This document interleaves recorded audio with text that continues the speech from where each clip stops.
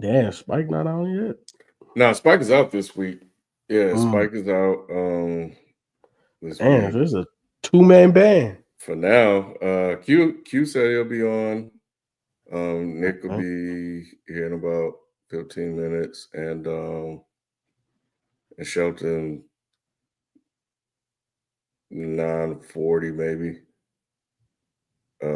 Maybe not. So yeah, we'll see. What up, everybody? We'll see how it go. Um, but yeah, we normally do some banter anyway. Yeah. So I didn't No. see Michael Beasley on here, which is interesting. That seems to be a pretty big story. Um, What happened with Michael Beasley? from the Pistons. Oh, you mean not Michael Beasley, Malik Beasley. Malik. Yeah. Yeah. You talking about the one that he got caught gambling? Mm-hmm. Yeah, I saw there's this one Instagram person that he be trying to the same thing like with Michael Beasley. They saw funny actions on the court and things that they were talking about on the sideline. They're talking about Gary Payton the second. Him That he too. might, yeah. I should have Damn, sent it. that's Shelton's guy, bro. Yeah, GP2, bro. He on the sideline.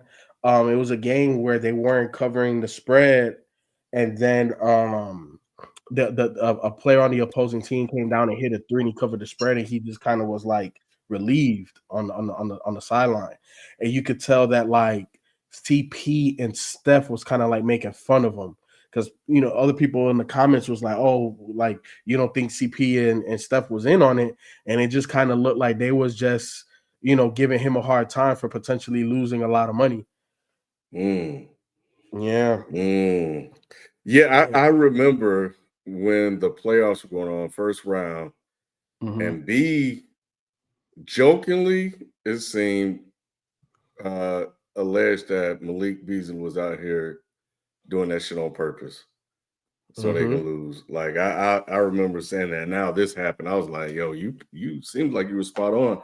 Isaiah sent this to me earlier. That's why when I was looking at it, I was like, wow, we don't have this on here. But he said that where is it? Yeah, that this is from Robert Snell, Mm-hmm. that Beasley's money problems ran so deep he pledged his current and future NBA contracts as collateral in one deal and stiffed his dentist. That dentist started seizing part of Beasley NBA checks in February, and then they quoted the Detroit News. So again, I that's what Sonny sent me. I don't know if it's true. It quoted the Yeah. Detroit News. Robert Snell is the tweet. So yeah, that's fairly interesting. But what does the NBA do about that though? Because it's Uh, more and more people are getting caught up, bro. yeah. Obviously lifetime bans. Michael Porter Jr.'s brother. You know what I'm saying? I think he was one of the first ones. So just lifetime bans. There's nothing else really that they can do. Mm, Um, I think I don't know if you can forfeit games in the NBA. I don't think we've ever seen anything like that. I don't know if the league wins or the friend. I don't know what the ramifications of something like that would be. But if it becomes more rampant, then yeah, I don't know, Kurt. I don't know. That's why they paid what's his name? yeah. The big bucks. You know what I'm saying? But you brought up contracts, and before we had got on, I saw this and I had to go back to it. So SGA's contract breakdown per Complex Sports Ken. This is crazy, and this is just tells you how much money these NBA players are making. So his current contract, or I guess his extension, he's making $71.25 million per year. Right, that comes down to $5.94 million per month, $1.48 million per week, 868,000 or 868,900 per game, $212,100 per day, $8,840 per hour, $147.26 per minute, and $2.45 per second. That is a lot of bread, bro. Hey man, he had a record-setting Michael Jordan-esque career. So I guess you got to. You can't say career now. A year. Oh, one. Yeah. But that's a lot of bread, though, Ken. Like basically $6 million a month, or $1.5 million a week, and some of these dudes go broke. Like how? Just not taking care of their money. Guadalupe, they'll be on in a second. They could probably be on in about 5-10 minutes. Let me ask you something, because we haven't talked about this in a minute. Okay. You watching WNBA yet? Have you picked it up? Nah, to be honest, nah. I watch the Caitlin Clark highlights every now and again, but it seems like she's figuring things out, though. What do you mean? She looks way more comfortable on the court. Yeah, but that's just just a byproduct of more court time. You know what I'm saying? And at the level that she's at. So yeah, she definitely looks more comfortable. I saw one WNBA player. I couldn't tell you who. She was like, outside of the 3-point shot, what does she do for the game?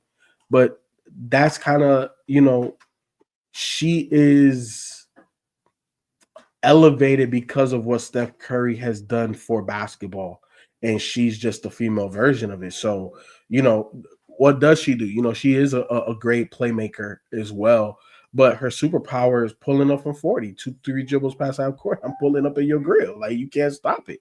You know what I'm saying? And right now in basketball, that's sensational. That is the equivalent of getting dunked on. You know what I'm saying? And the way Caitlin Clark does it, bro, like there's no other female that does it like her. So yeah, I think there was a tweet shared in the chat about them expanding, adding 2 to 3 teams.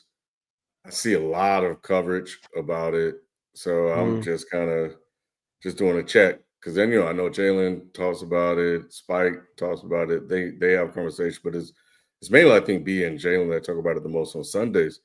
But they've been watching for a minute now, so this is just kind of the stat. This is what they do.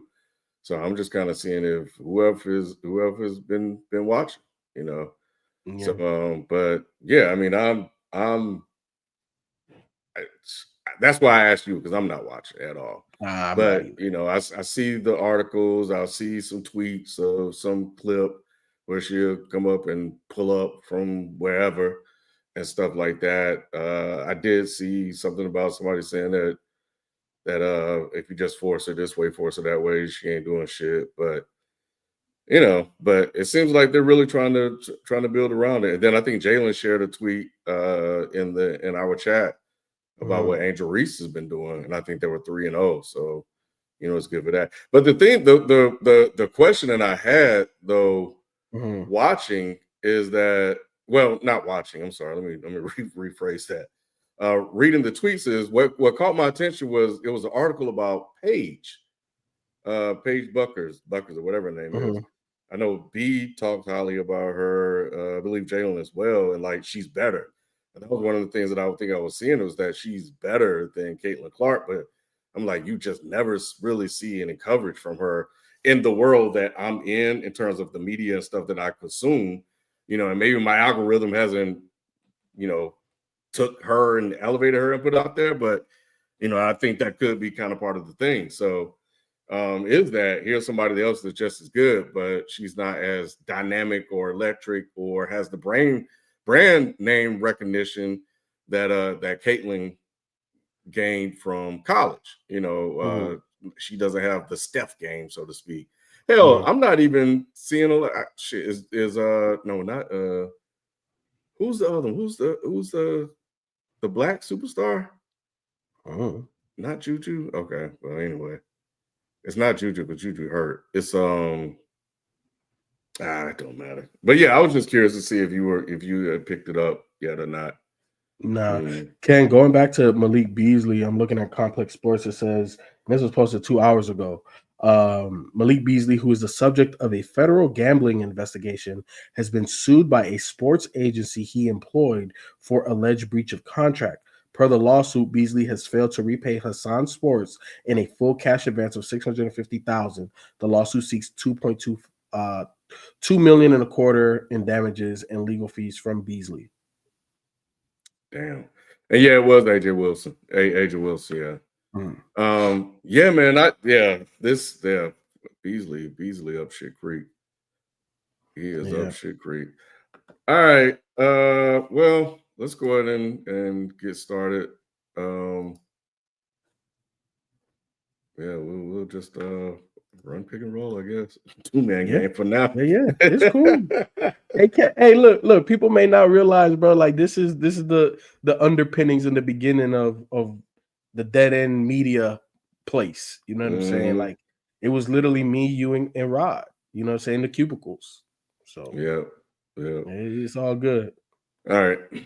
This is the place where sports opinions collide. Dead End Sports. I'm your host, Kenneth P. Inch. Joining me on the show right now, it's just FIFO. What up, bro?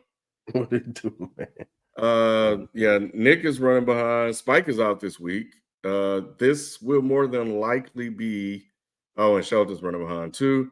But Q will be joining us as well. But this will more than likely be the last week for the live show. It's July, so y'all know how we normally get down. We'll be taking a couple of weeks off and then coming back around NFL training camp and stuff like that. But news break, I'll pop up and probably do, a video or something like that. It just depends. We'll see how it goes. Something major happens, if somebody want to hop on, we'll cover it. So I'm always down for that. But yeah, man, just kind of, around this time, we'd like to do a reset to get ready for what should be a pretty interesting NFL season, which we have a whole conversation about that later on in the show. But yeah, man, before we get into the show, though, we always get things off with our best performance of the week. All righty. So that is your boy, the one person that is here. And that is the entire state of Texas when it comes to basketball. Ken, let me break this down. Yes, the Dallas Mavericks got rid of Luka, but they got the number 1 pick in terms of Cooper Flagg. They also, in terms of the Dallas Mavericks, picked up your boy, what's his name? The lefty shooter. I'll be bad with names. Point guard, D'Angelo, what's his name? Russell? Yeah, D'Angelo Russell. They picked him up. Yep, D'Lo. They got D'Lo. They still got Spencer Dinwiddie. So the Mavericks, when healthy, they look pretty stacked. They're pretty much too deep at every position. Then we look at Houston, not only getting KD, but now Finney Smith, and they got somebody else as well. And then you look at San Antonio. Obviously, Wemby is coming back. Who's the youngin Stephon Castle is that guy, and they just drafted number 2 Dylan Harper, which is the son of Ron Harper, 5-time NBA champ. So the state of Texas is winning in basketball, Ken. And here's the thing: I have a little insight in terms of when it comes to AAU basketball.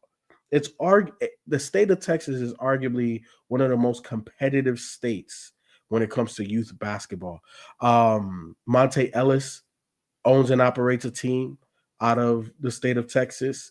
Al Harrington as well. So a lot of former NBA players. So the state of Texas, when it comes to basketball, they're winning. And that's the best performance of the week.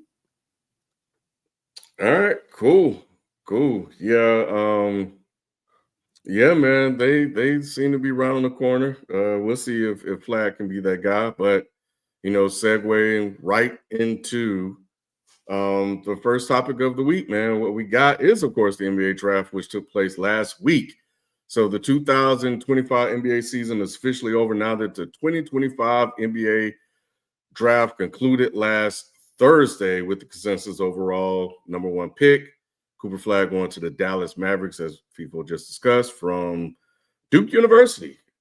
And the second overall pick, as FIFA also mentioned, Dylan Harper going into the from Rutgers going to the San Antonio Spurs.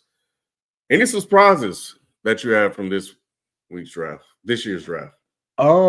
Just the way that Danny Ainge continues to manipulate the draft. I don't know if y'all remember, but back in the day when he was the GM of Boston, he wanted Jason Tatum all along, but kind of duped the Philadelphia 76ers of trading up to go get Markelle Fultz because he said that he was going to draft him. And if you want him, you better jump up. And he got additional draft compensation and still got his guy at number 3.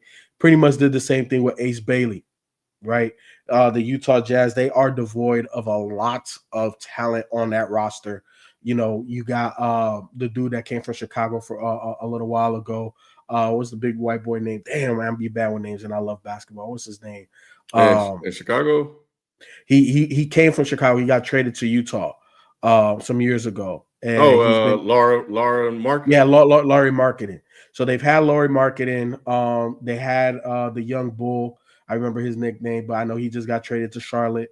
But they've been devoid of some real talent over there. So for them to go get Ace Bailey, and I know they traded back up and got somebody else that was really good in the draft. Well, young. Let me not say really good in the draft. He only averaged 6.5 points in college after one season, but he's only 19 years old. So, you know, the upside is there. That being said, that was the most surprising to a degree, only because Ace Bailey tried to manipulate where he was going. And it's not the first time that we've seen, you know, somebody getting drafted into a major sports franchise trying to dictate where he's going to go.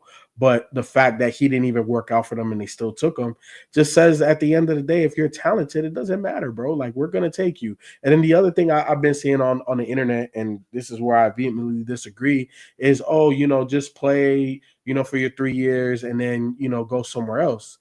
Bro, do you understand when you get drafted in the lottery, more than likely, right, if you are talented and, you know, you're professional, those are the two key things. If you're talented and professional, the first 7 years of your career are more than likely going to be with the team that drafted you. It's just the nature of the business and the way that the contracts are written. You're going to have your, you know, your allotment, and it's going to be a 2+2. So it's 2 years plus a 2-year team option, or I think it's a 1-year team option. But either way, there's an option on the back end, and then you're able to extend early, right? And then you're able to sign a supermax if you hit certain things, all-star, you know, MVP, first team All-NBA, all of these type of things. So why would you kind of mail it in? Like, you're going to play for the money if you're that talented, and then they're going to sign you, and then you're going to be there. And let me present Zion Williamson. Zion Williamson has not been on the court for more than 40% of his games. And is he still with the team that originally drafted him?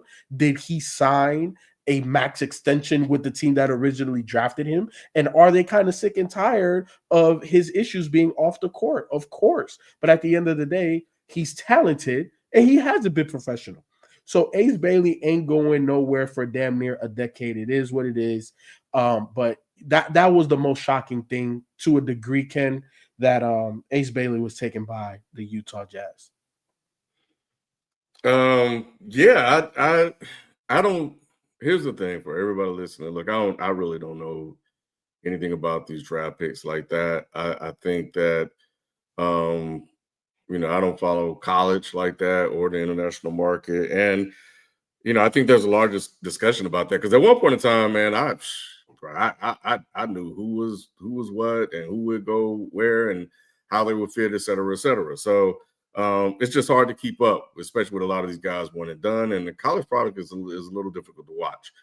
So so I'm just going based on a lot of things that I read and a lot of things that you guys have been commenting about as well. And that one is Ace Bailey. And a lot of people are saying Ace Bailey is supposed to be that guy.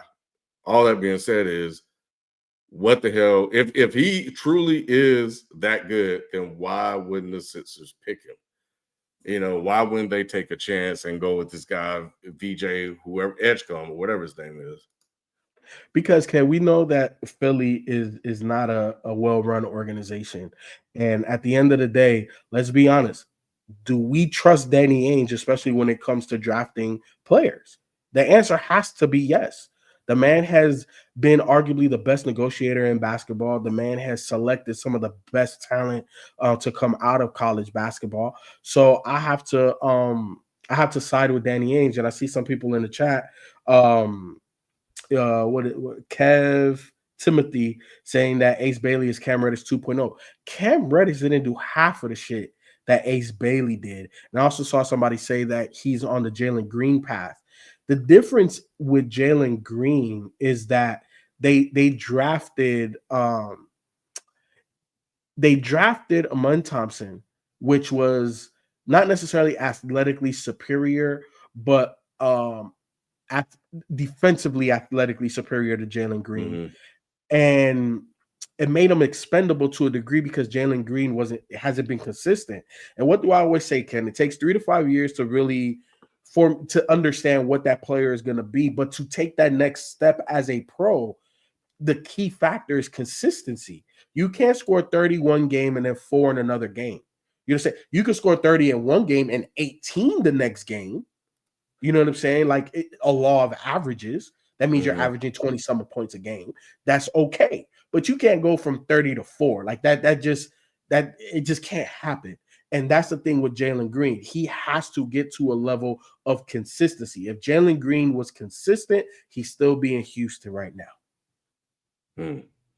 The most shocking thing, and I don't even really can't register the impact, but everybody was like confused with what the Portland Trailblazers did, picking this center from China, I think, Yang Hansen. Yeah. Yeah, they didn't even have any intel, nothing on him. And so I'll be curious to see why they did that, because they drafted him in the first round and people didn't even think he was gonna go. People thought he was more than like a second rounder at that. Yeah. You know, I don't know if you saw. I saw it in the highlights. I didn't. You know, we were filming then in hip hop while the draft was going on, so we didn't get to watch it live. However, he was sitting in the rafters, Ken. He was sitting in the nosebleeds. He had to kind of hustle down, and there were a couple of cats that were there, in hopes of getting drafted in the first round. They did, but they weren't necessarily sitting close to the stage. They had to hustle up to go meet Adam Silver and such. But I don't know what the hell Portland is doing, Ken. They went in and made a trade for Drew Holiday, which could be used to be traded again later or bought out. They're buying out DeAndre Ayton. So it's a complete rebuild. And Scoot Henderson, Ken, I feel like I don't miss too often, but that is one of the guys I missed on, because he looked good in Summer League. He looked good in the G League. And, he went toe-to-toe with Wemby. And it felt like, him and Wemby was going to be 1A, 1B to a degree. We know Wemby's generational, but it looked like he was going to be able to hold his own. And he's just been trash at best, man. And I hate to say that, but, he just hasn't been able to become a true professional. Yeah, he's had, every once in a while you can kind of see it, and then he'll just kind of devolve back. But who knows? I mean, they got rid of Simmons. Simons. Yeah, Simon. So now he can play now. So we'll see what happens with that. So I thought that one was interesting. I think the most interesting thing here, and I wish Shelton was here, was really what in the hell is Charlotte doing, bro? Like, they drafted 4 white guys, which is fine. White guys are playing now in the league and playing well. But then a whole bunch of guards. And it's just like, what in the hell are y'all doing over there? And I don't follow them. They got Knuckle or whatever. And I saw him play. Shooter. I watched him playing. Yeah, he's shooting. Yeah, he can shoot. Yeah. Liam McNeely, don't know who the hell that is. Sion James and Ryan Kalbringer. So they got all of these guys. And the thing, going back to what you were saying earlier, they more than likely have these guys for what, 5-6 years? Between 4 to 6. Yeah, unless you can trade them. And then they traded Mark Williams, so the center they drafted could play. So it's just like, what in the hell are they doing? Which is interesting, because they got LaMelo over there, bro, and they got the other cat that can play. The Paul George. Yeah. Paul George looking like. Yeah, I don't know what they're doing with this pick, but maybe yeah, because with all they do with all you have how many 4 picks? With 2 Yeah, first-round picks, bro. It makes no sense. And yeah. Q's here. What up, Q? What it do, Q? What up? What they What were up? doing. So yeah, just a hot mess. Yeah. Now, Ken. I understand sometimes a rebuild may not look like it has direction because you're just stockpiling as many assets, right? And you're not necessarily drafting for fit. You're drafting for best possible player at wherever you're drafting. But Charlotte, it feels like to a degree they have a core. Who was the big man that just came back last year for domestic? I'm so bad with names. But the lefty that just came back from domestic violence and high flyer for Charlotte. Miles Bridges. Yeah. Miles Bridges. And then Q, who's the small forward that is damn. It's very PG. Like, hold on, let me pull up the Charlotte. Yeah, I don't know what's going on with his, I don't know. his internet. Hold on, let me pull up Charlotte. You said a point guard, Trey Johnson? No. Their small forward that they drafted last year that I thought was going to be, that was going to be a bust. But he actually turned out to be better than I thought he would. Let me see. Brandon Miller. That's the one I was talking about. Yeah. So to me, that's the core right there. So you got to start building around that core because it's a young core that for the most part fits well together. Brandon Miller is a pretty much do-it-all small forward that has prototypical size for the position. LaMelo Ball, it has elite size for the position. And the lefty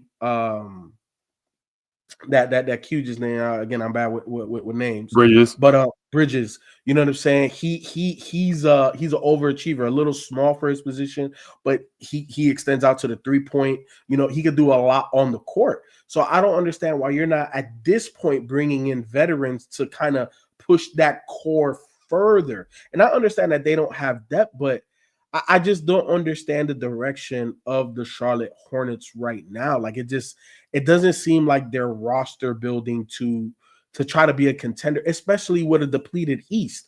And I say that to say, Ken, look at what the Hawks have done.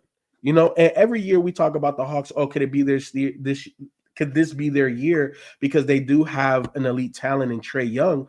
But I think that this is arguably the best roster that they don't put around him, right? Like, Jalen Johnson, if I'm not mistaken, the youngin, that I think he led the league in steals. If I'm not mistaken, he had one of the highest defensive ratings.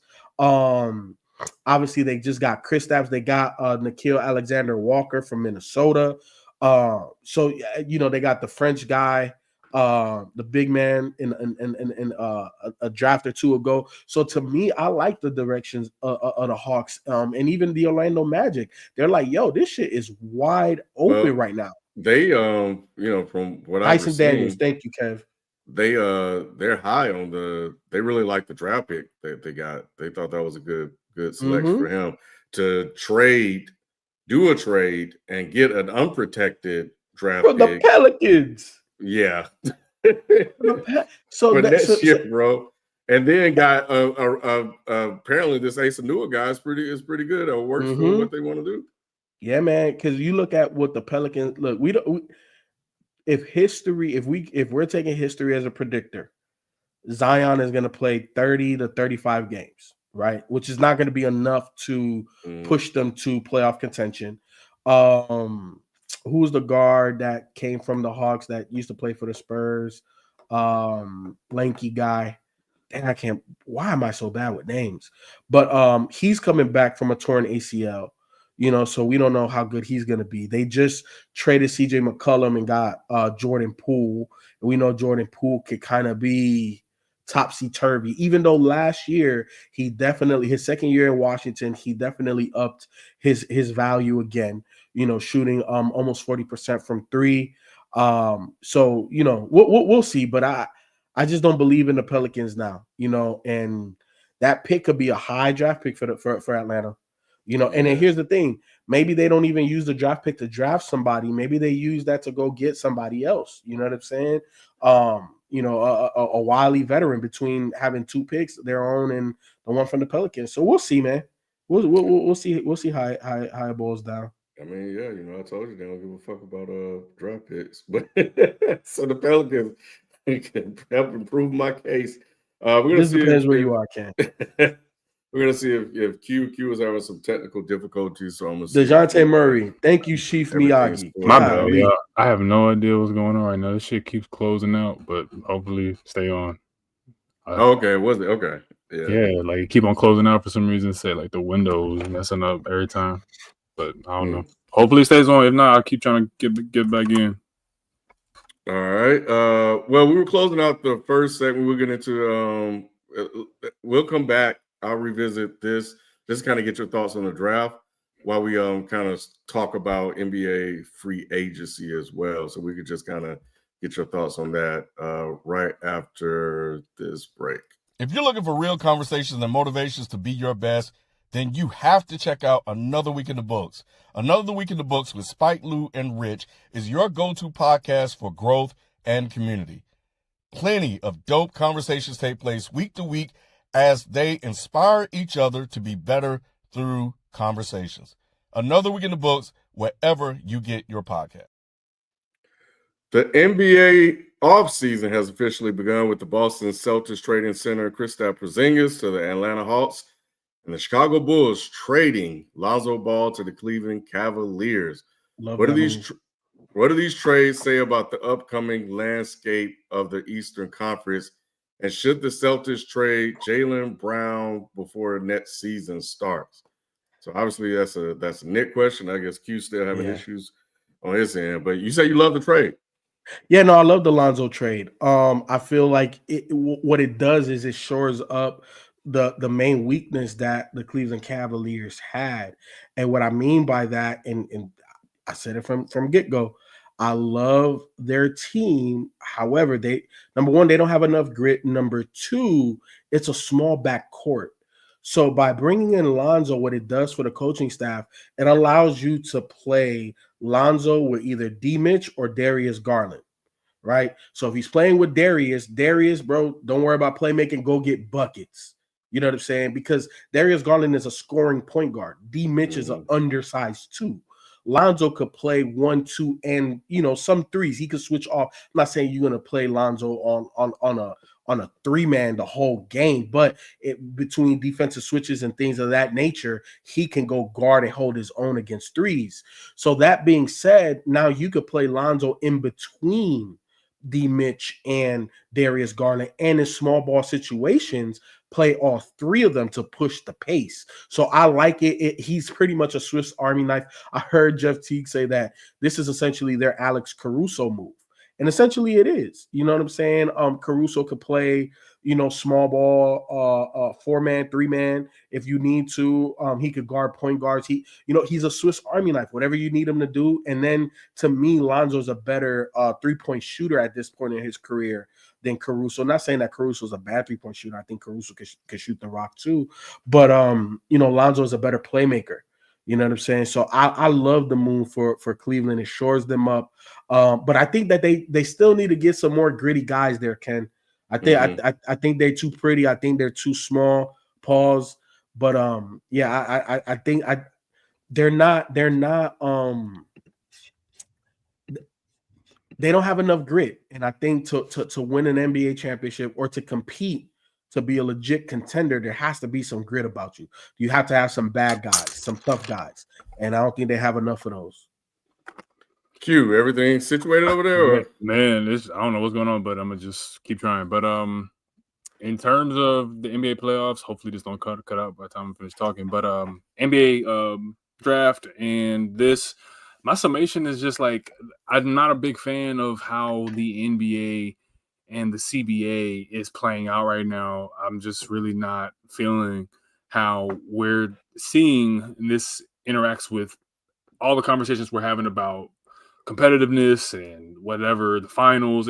Everything is all encompassing because we're putting the onus on decreasing the middle class for what the NBA salaries could be. Whoa. All righty. It's not. Yeah, you were talking about decreasing the middle class for NBA salaries. Here's the thing. I'm gonna be opposite of Q, and I actually like it to a degree. Yeah, so I like both sides of the fence. I like when you're able to have enough money to go sign 3, superstar players and fill out the roster with, maybe 1 or 2 mil exceptions, and the rest of them being, low salary guys. Like, I'm cool with that, right?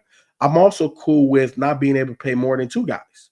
Like, I'm cool with that too, because what that does is it puts the onus on the organization, the GM, the ownership, to truly build out a roster based off of drafting and development, because you just can't go buy your championships anymore, right? You got to be savvy as well. So being able to stockpile draft compensation and move on from certain guys that you may not be able to pay, but still be, a viable roster. You look at, Indiana, right? Tyrese Halliburton got hurt. What happened? Their big man signed with Milwaukee. Mm-hmm. You know what I'm saying? He's been in trade talks for how many years? The last 4 years. He's been in trade talks, you know what I'm saying, at the trade deadline. So I'm cool with it, because I would like to see, going back to the Bulls, Ken, they traded Zach LaVine, DeMar DeRozan, Lonzo Ball, Alex Caruso, and did not receive a first round draft pick in compensation for none of that. I don't know. We talk about we don't know the direction of a team. That's worse than Charlotte, Ken. I don't know what the hell the Chicago Bulls are doing. And to me, they're just going to be so far behind the 8 ball now. Like, the last good guy that they got is Vucevic. At this point, he's just playing for a check. Yeah. So to me, I'm okay with what it looks like now.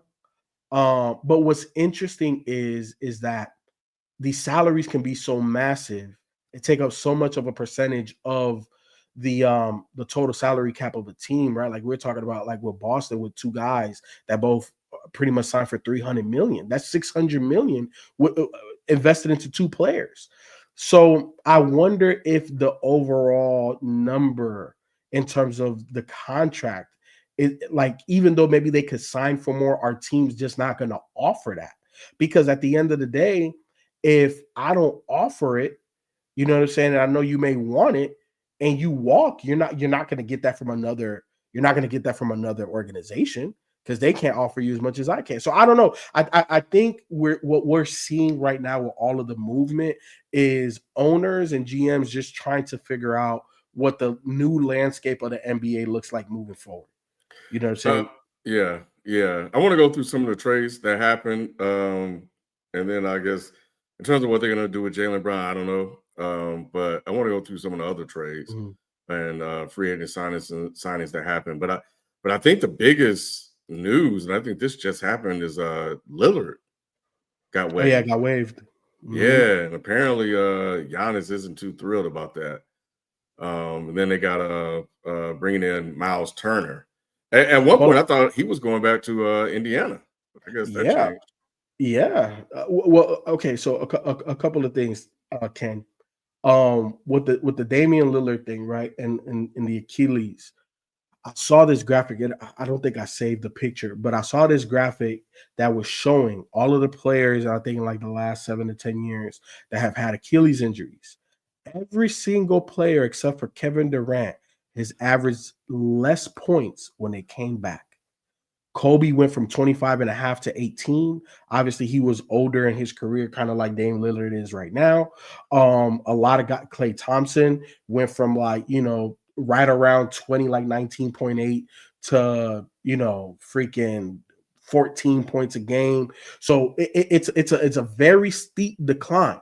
And in recent memory, the only player that has been able to truly overcome an Achilles tear has been Kevin Durant. So I get the move from Milwaukee by waiving Dame Lillard. Now, I don't know if you know the technicalities of it, Ken, how it freed up the cap space for them to go sign Miles Turner. So essentially what you can do is you can spread it out for double the length of their current contract. So Dame Lillard had 2 years. So now they can take that 50-some million dollars that he was owed, or 40-some million dollars that he was owed, and spread it out over 4 years plus one.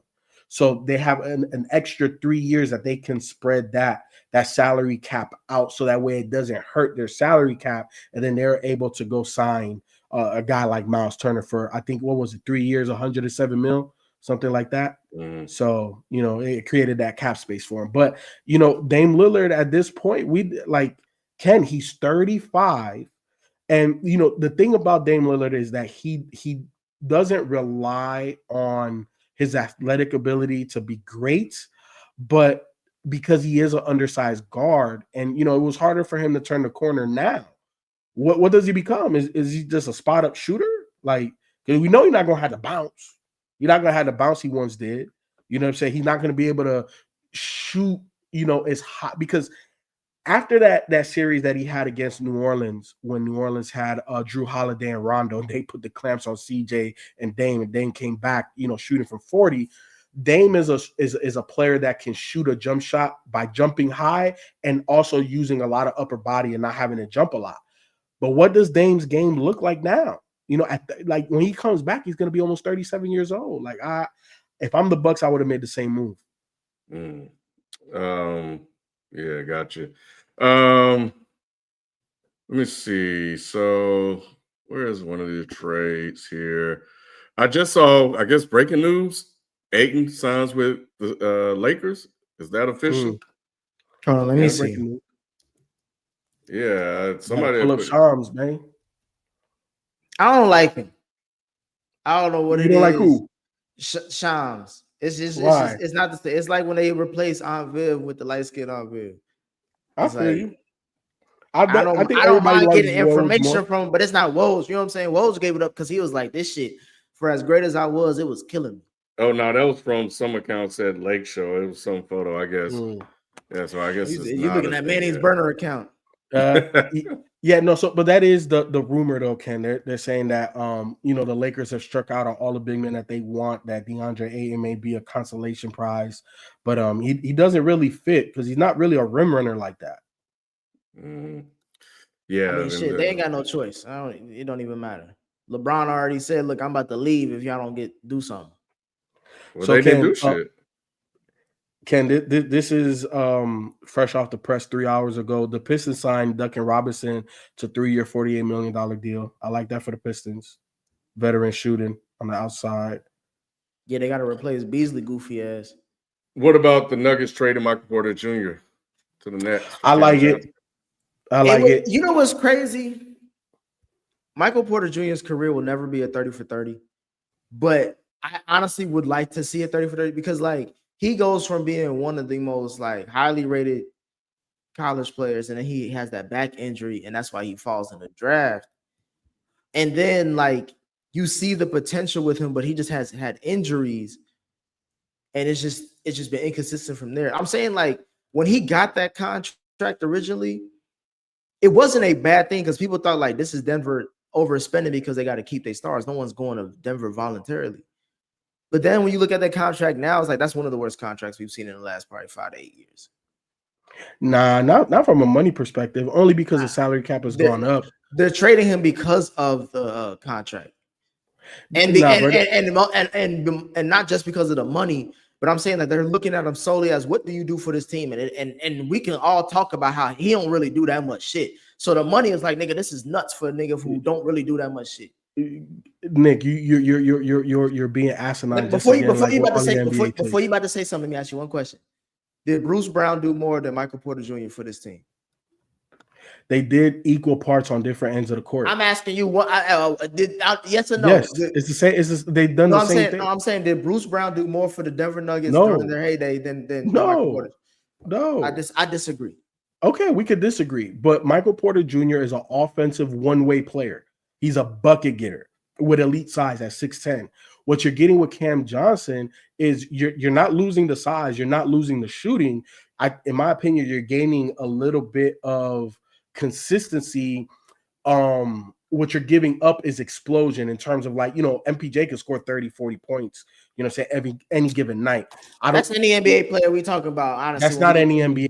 I'm talking about when we talk about role players, that's any NBA player at that point. No, it's not. Duncan Robinson ain't giving you 40 points, bro. No, bro. That's not what it is. When was the last time Michael Porter Jr. gave you 40? Michael Porter Jr. is an elite role player scorer, 100%. Cam Johnson is more of an all-around player. He's a better defender. So you're not giving up the size. You're still getting the floor spacing that MPJ gave you, but you're getting better defense. I think it's a good move. And at the end of the day, didn't Denver have to give up a first-round pick to get him? So obviously there's value there, bro. I mean, Denver is going to be at least a top 5 seed for the next 3 to 4 years because of Joker alone. So I think they just said fuck the pick because they're like, it's going to be a low pick anyway. Who gives a fuck? Especially in these drafts these days, Ken. It's only the top 3 that you give a fuck about. Everybody else is like, who the fuck? Mr. Who the fuck? So there's always a handful of guys, Nick, that don't go in the top 3. And it'd be 5 years. It'd be about 4 or 5 years later before we realize that. Okay, but that's every draft pick, Nick. But I'm saying we don't have the sensational drafts like what was that? The year John Wall and them came out, where it was like every nigga you thought from 1 to damn top 10 was like, all right, somebody gonna be one of them ones. It was an exciting draft. These drafts don't be like that. And none of them dudes are still in the league. I believe, if I'm not mistaken, that's the Paul George draft, and Paul George is the only person still in the league from that draft. What are you talking about? But I'm saying like most of that have to do is like it's already like 10 plus years since that draft. So obviously it's like most NBA players' career is not that it's not 10 plus years, FIFO. No matter who you are. Like LeBron ain't the norm. Most niggas be out by year 10, if not, let alone beyond past that. So that's what I'm saying. Like but either way, I'm just talking about the draft class. Nonetheless, I'm going back to the point of most of these trades, Ken, that you about to name, it don't really matter. It's trading peanuts for shit ball. You know what I'm saying? like it ain't really gonna move the needle. Now, the one that made move the needle is Jordan Clarkson going to the Knicks. That's the one that's like that's different because the Knicks right now is not official just yet, but I think it's rumor officials. Yeah, if he goes drinking right now, I've been drinking. I just came back from talking to 2 biddies at the bar, but nonetheless, I think Jordan Clarkson coming to the Knicks, and if so, bro, the Knicks gonna win the title. I ain't gonna hold you. Oh my God, you over here with the Knicks gonna win the title, man. The East is so wide open. ESPN reporter Jordan Clarkson expected to sign with Knicks. That was yesterday. Expected, but he still hasn't. So it's still rumor. I mean, shit. People, you say you like the Hawks trade. Why does everybody like that trade? Because which one you talking about? Kristaps? Kristaps, because he's always hurt. Yeah, but what he brings to the table, Ken. And here's the thing: if he can play 60 games, you know what I'm saying? That's a good move. That's a good move for them. I don't think he can play 60 games. I think he could play around 60 games. You know, I'm not going to guarantee it, but I think he could play 55, 60 games. And Kristaps he's literally a unicorn. He's one of the few players that can still block a shot. We rarely see him. That's part of being a unicorn. However, he's one of the rare players that can go block a shot and shoot 3-pointers at a high clip, can switch on to pretty much anybody and hold his own. You know what I'm saying? So like it gives something that Atlanta hasn't had. Especially to pair with Trae Young. Trae Young has had, or it's a better version, right? Like because he had John Collins, and I feel like he got John Collins close to an all-star level player. I think Kristaps is kind of beyond that, but Kristaps is a better shooter. Kristaps is a better rim protector. Kristaps obviously has championship experience. You know what I'm saying? So a lot of the things that they never had with a player that is that talented, they have now. And then they have the up and coming guys. They just signed Nickeil Alexander-Walker. You know what I'm saying? Like we're talking about a dynamic wing player that can guard multiple positions, which is the reason why they traded for DeJounte Murray a couple of years ago. That's what they wanted him to be. But Nickeil Alexander-Walker is a better version of that. You know what I'm saying? And then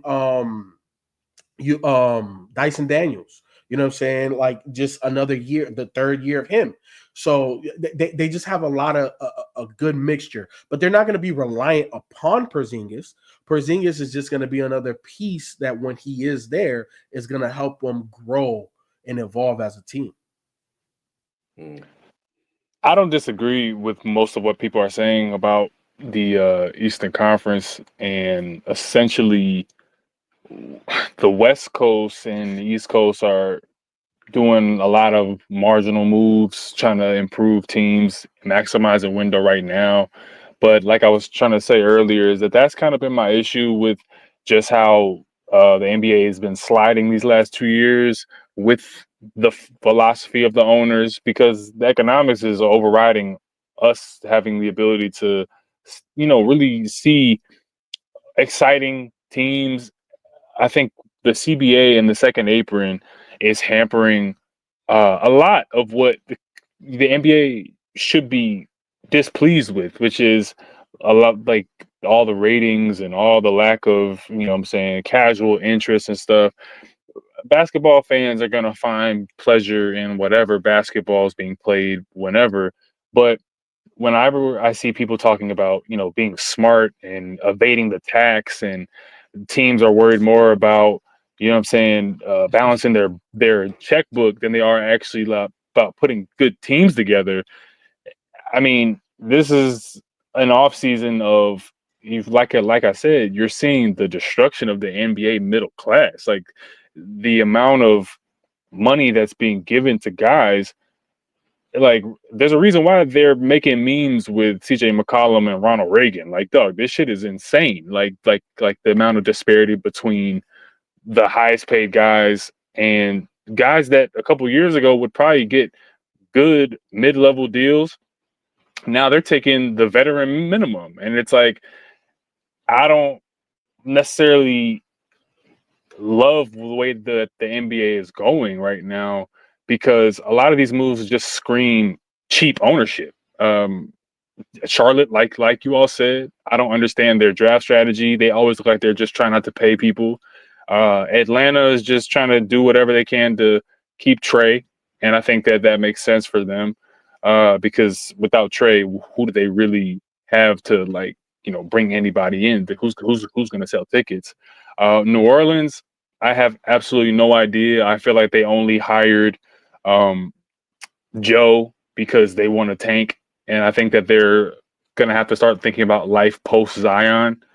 Memphis signing Jaren Jackson Jr., that also sticks out to me, because that might be a signal that they're moving towards Jaren as their centerpiece away from Ja, and building not around him, but trying to find another person to run with him. Minnesota's moves, I have been appalled at how you pay Julius Randle $100 million. I think there's no way to justify that for me, to have $100 million. I'm sorry, about $300 million tied up in Naz Reid, Julius Randle, and Rudy Gobert.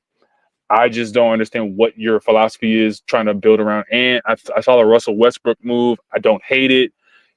It's better. You go from a younger, older man, you know what I mean, in Mike Conley, to a little younger of an older man in Russell Westbrook. I don't really think it is a credible move, but he's at least going to be able to push pace, attack the rim, and bring a little bit of fire to run alongside Ant. So I don't hate it, but they're just pushing Ant out the door, in my opinion. Yeah, it doesn't, in my opinion, because as much as I love Russell Westbrook, and I've been on record of saying it, if I was an NBA coach, I love to coach Russell Westbrook, but in those critical moments, he doesn't have the poise that Mike Conley does. You know what I'm saying? Maybe Mike Conley doesn't give you, an explosion of points or athleticism, or maybe what you need, because he did look like an old man walking out there. Especially the last 2 seasons, they've gotten deep in the postseason, but he is a calming voice in that locker room. Not having that, but now having Russell Westbrook, I don't know if it pushes you closer to a championship. And I don't disagree with you, Q. The NBA is definitely dynamic, and Russell Westbrook is still dynamic. Obviously, we know Ant Edwards is arguably the best two guard in the league now. But to have that type of money tied up, to me, it would have been better served to sign and trade Julius Randle, in my opinion, because you gave us so much for Gobert. And obviously, Gobert does mean something to this team when it comes to defense. But, bro, like, I don't get it, you know. To me, I feel like with the money that you paid Naz Reid, you kind of elevate him to the starting lineup. Sign and trade Julius, move on from him, you know, either next year, you know, whatever, draft another big to kind of back those two guys up, whether it's a true center or a power forward like Naz Reid that could play center. Like, I just don't understand the moves. I don't think that these are championship level moves to get them closer, especially in the West. Like, the West is an arms race. We look at, you know, Dallas when fully healthy, like, bro, that shit is Noah's Ark, bro. It's 2x2. They got two at everything. Yeah. They got two of everything. Wemby's gonna come back. The man been chilling with the Buddhist monks, bro. This man gonna be able to. He gonna look like Dawson from Street Fighter, bro. Like he already do, but he gonna be. You know what I'm saying? He gonna be Zen now. Like, bro, I just, you know, and then you look at the what I just. Go ahead. To me, Denver has like aced this offseason personally. Denver, you like the Cam Johnson move, but Denver just did what they were supposed to do a season ago, or a couple of seasons ago after that championship. They should have never let Bruce Brown go. They should have added. They should have been traded and not give that contract to Michael Porter Jr. It's just like they made up for their mistakes. So I'm not going to really give him a. But Nick, let me ask you this though. Let me ask you this. It's a new regime. It is, but let me ask you this, Nick. I feel like what Cam Johnson is if you combine Bruce Brown and MPJ. That's what Cam Johnson is. As far as his ceiling, his ceiling comes with that as well. You got Bruce Brown ceiling with MPJ ability. But it's essentially like what the Knicks did with the Mikal move minus all the draft picks. It's like, yo, we need a steady 12-point a game guy. You know what I'm saying? 4 threes. You know, plays D. But Mikal potential was way higher than what's his name? DiVincenzo. It's about to say no, or DiVincenzo. Like what we gave up. You know what I'm saying, to get him is like because you got the size, pause. But you know, DiVincenzo's barely a 6-foot guard. Like, and Mikal defensively, Bridges is elite. Mikal Bridges won us 2 games with the Celtics defensively. Like, no, 100%. But also the thing too that we're not talking about in the Denver move is the fact that Aaron Gordon has upped his game. So it kind of made MPJ expendable to a degree because we saw Aaron Gordon play at ultimate level. It's like, oh, you're the second best player on this team now. It's no longer Jamal Murray. You know what I'm saying? You can hit, bro. He was hitting pull-up threes in transition. I love the Jonas Valanciunas move. Love the Bruce Brown move. Definitely love subtracting Russ from the equation. I think that you're gonna get something more for the poise of a Cam Johnson in those clutch moments, final 4 minutes of a game. You run your lineup: Gordon, Johnson, Jokic, and then you can kind of whoever mix and match the other two. Hopefully Murray's back to what he's supposed to be. But yeah, man, Denver to me is ace the offseason. I think that the Magic and the Hawks, for what they are trying to do, they've made solid moves. Porzingis to me is an upside move. You shouldn't be banking your season on it, but if it pans out, you could see yourself talking yourself into, yo, we can get to the second round of the playoffs. If Trey is going crazy, if Daniels in the Frenchman that they drafted, he's going to develop a little bit more. I think they have a solid enough, solid enough 5, a solid enough 6 guys. You know what they've become, and Nick, you should love this. They're New York South. They're essentially, if you look at how they're built. Don't say Atlanta. Atlanta. They're New York South. Very guard dependent. Can I say something? Very guard dependent. Jalen Brunson and Trae Young, they cancel each other out. Cat and Porzingis, when healthy, big asterisk there, but when healthy, they cancel each other out. Dyson Daniels, Mikal Bridges, that's a matchup. No, they don't. First of all, y'all out here between the both of y'all giving hand jobs to these goddamn GMs like they did. These are trades that don't really fucking matter. The only trade that really matter is Kevin Durant going to Houston. Like we need to talk about content. Like we need to talk about contenders teams. And first of all, Q, you over here you keep making this argument in the chat, and now you brought it to public about the second apron and how it's killing the NBA and all shit. We seen two middle class franchises in the NBA finals, and like I told y'all from the jump, nobody wanted to see that shit. The ratings show that, Ken. I don't know if you looked at the numbers. No one really gave a fuck. And we moved on from that championship. We moved on that championship in less than 24 hours after they won it. I like basketball, so I don't think that contradicts anything. You question me and Q love basketball. You don't. No, you don't. Because y'all question the fact of is OKC's championship legitimate because of one player getting hurt. I never said that. I never said it wasn't legitimate. You brought up that question. I never said it wasn't. I never said the word is legitimate. I just said that we're always going to be looking back at Game 7 as a complete letdown that we didn't have two stars on the court. It's not a semantic. It's not a semantic. I like to read, so some things are about like actual details. I like the details. I like basketball. Kobe talks about details. Y'all niggas want to talk about just the blanket box score or just the big plays that happen in highlights. I like details. I want to talk about teams that actually matter. That's going to actually try to compete. Teams that matter. Atlanta's not doing that. Teams that matter. Teams that matter is going to be interesting. Denver may not be doing that. Honestly, the Hawks just like several years ago when we went to the playoff game, the Hawks could knock out the Knicks next year, bro. They could. The reason why is because you saw what one injury did. You saw what one injury does to a playoffs. I'm not talking about injuries. That could be any team. That's any fucking team. But no. Nick, I'm saying if the New York Knicks are healthy and the Atlanta Hawks are healthy, Atlanta can beat New York. They will not. Because they don't have the best player. Because they won't have two of the best players on the team. No one's better than Cat. No one's better than Cat in Atlanta, and no one's better than Jalen Brown. All I know. Am I wrong, Ken? All I know, the last time when they were in the second round in New York, we got a lot of this. Who was on that team? It don't matter. We got a lot of that. I don't think that matters. What's more important here is the landscape of the East has completely changed because Boston is no longer going to be the perennial favorite. No one's going to be able to stop them.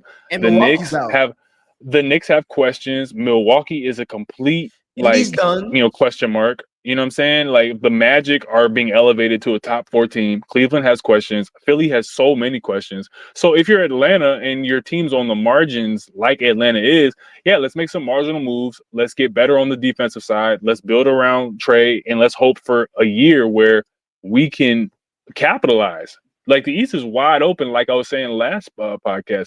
So if you're looking and quiet as kept, you could make a case that the West is a 3-dog fight. You know what I mean? Like you could say OKC, Denver, and maybe Houston. But right now, Dallas is rebuild. You know what I'm saying? You have the Lakers with question marks. Is Bron trying to get a trade? You have no idea. But right now, the NBA is completely in flux. Halliburton is done. Dame is, where we have no clue what's going to happen with him. So you have so many questions. He's gone. Yeah, and here's the thing is that if I'm Atlanta's management and their brass, you can talk me into the fact that let's spend a little bit of bread and let's see if we can make it to the second round next year because it's wide open. Yeah. All right. A couple of member chats on basketball before we transition to NFL. Developing story. This is from Birdman at 50. I don't know his source, but he said Golden State Warriors in contact with Damian. If he sounds like them, then he ain't shit. I ain't gonna because he always talks shit about them, and he always said he would that would be crazy though. He said I would never do something like join Golden State, and if he do, NBA needs it. NBA needs it. I don't need it. As per Nick's words, NBA needs it because no one cares unless you're a big name. So yeah, that'd be dope. And Josh Bro, Spurs going 73-9 this year, and we winning it all. All right. He must really believe in Dylan Harper. I'm excited to see what Dylan Harper does, but I think the Spurs, with their draft, real quick, I'm concerned for what they want to do with Fox because I don't know what the plan is. They could give a fuck about Fox, Q. I'm gonna let you know right now. They could give a fuck about Fox because they got Harper now. I believe in De'Aaron Fox, but it's like I do too, but they don't. That's what I'm saying. They don't. Like based off the moves they making, they be making moves like they don't even know he there. I don't think it's that they don't know that he's there, or they're questioning Fox. I think that they're just trying to get deeper at in the perimeter. You know what I'm saying? To complement Wemby, and just the rest of that team, because obviously Dylan Harper is not going to start. We know there's going to be Fox and there's going to be Stephon Castle. You know what I'm saying? At the 1 and 2, maybe Stephon plays the 3. I don't know where they're planning to play him, but we know that De'Aaron is going to start. But they want to be able to be strong off the bench, and obviously CP is still on that roster. And we saw what CP meant. See, Nick. I'm not even talking to you, bro. I'm talking to Q. I'm talking to the other nigga that like details about basketball. I'm only dismissing CP because you missing my point. Don't even make a noise, bro. Like I'm talking to you. Look, CP. Look. Veteran leadership is a thing in basketball. It's a thing in sports in general. And CP, we saw what type of impact that he had, not only on who's the German black guy, Schroeder. Not only on Schroeder's game, because he's been better since he was at OKC with CP. But look at Shea. Shea is better because CP was there and he taught him intricacies and details of the game. You know what I'm saying? Controlling tempo of the game. That was on CP. So CP is going to have a big voice, even though if he's not going to play a lot, but he's going to have a big voice on strategy and how you play the game. FIFA over under, they're going to keep CP before the season starts. Why not? Which is what I mean. The thing is though, is that to Nick's point, but for a different reason, CP has a little bit of a market right now because they understand that he still has a little something left in the tank. You have the Clippers that are reaching out to see if they wanted to have a reunion. The Lakers are reaching out, and then the Spurs clearly would like to keep him off the bench. But it's like, you have the ability right now to solidify your, backcourt around Wemby, but the clog that CP is not a part of the clog because he's just going to be off the bench, and you can run 2 guards with CP as well. But the issue is you need either Harper to turn into a burner type of just shooter, straight up 2 guard, and where Fox can distribute a little bit, or Fox is going to have to do the unthinkable kind of for NBA trends and become a much, much, much better shooter. But the trend would support the fact that they want Harper to develop so they can move either Fox or Castle, but I don't think they would want to move Castle. I think their hope is that Castle and Harper are the backcourt of the future, kind of like, offense, defense to dual guards, and then let Fox get you some value back off the wing, which is why I don't know if I love the Spurs getting a little bit antsy last season and trading assets for Fox if they were just going to move him anyway. But maybe for Wemby's development, they just needed to do it. But that's why I was like, last point. That's why I was saying FIFA, the shit he talking about with Chris Paul, don't give a fuck about that. My thing was more about the Spurs are trying to be they're trying to get the cornball version of Shaq and Penny. Right? So they got Wemby and they got Dylan Harper now. And why is Wemby corny? Bruh, you just said that he went on. He about to come back as Avatar, the Last Airbender from wherever the fuck he ran. He might need men's mental health month. Men's mental health month. All right, we this sports, nigga. At the end of the day, we can give a fuck. I know we say this nigga Nick wants robots, but go ahead, man. They getting paid like kings though, so shit. They not the shit. It's the cost of doing business, Q. If I get paid $1 million, if I get paid $1 million and niggas didn't give a fuck about me, shit, guess what? Niggas ain't just gonna give a fuck about me. That's all I'm trying to say. But all I'm saying is that the Spurs clearly have moved in a direction.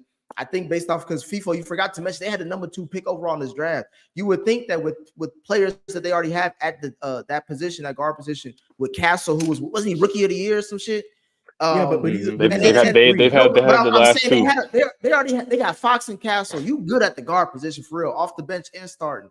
You should get some more like. That's why if Cooper Flagg they had the number 2 pick, if they had the number 1 and you had Cooper Flagg in this, that team looks actually more. I'm saying that team looks different.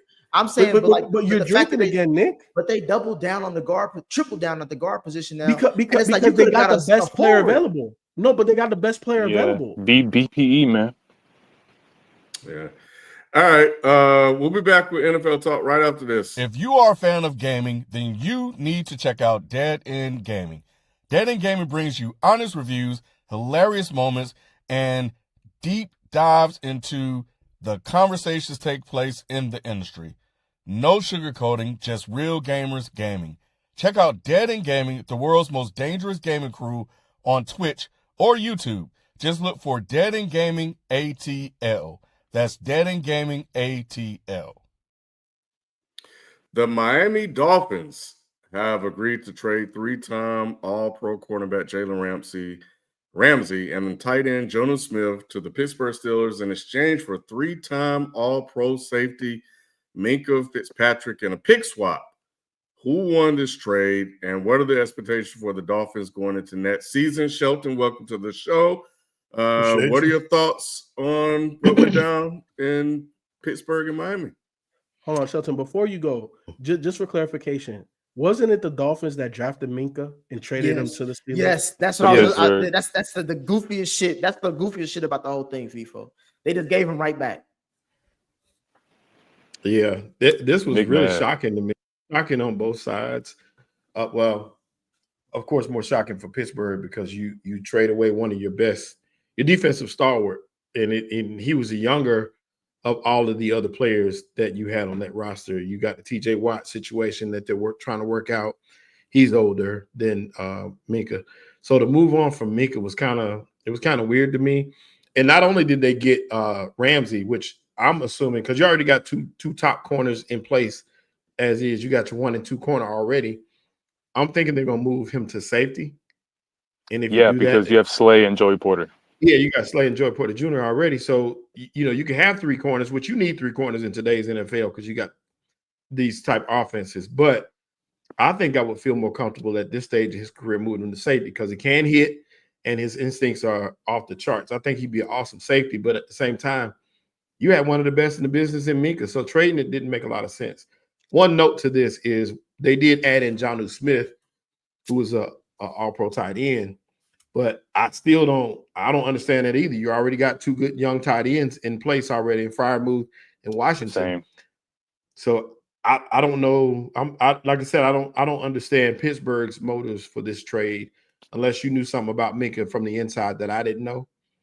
But I think I would have held Sheldon, I feel like ChatGPT is managing the Steelers. I don't even know what this is. These are like AI moves. Like the Ravens and the Steelers, I don't know what's happening in the North, but just their moves in the off seasons, like this off season particularly, have not made much sense to me personally.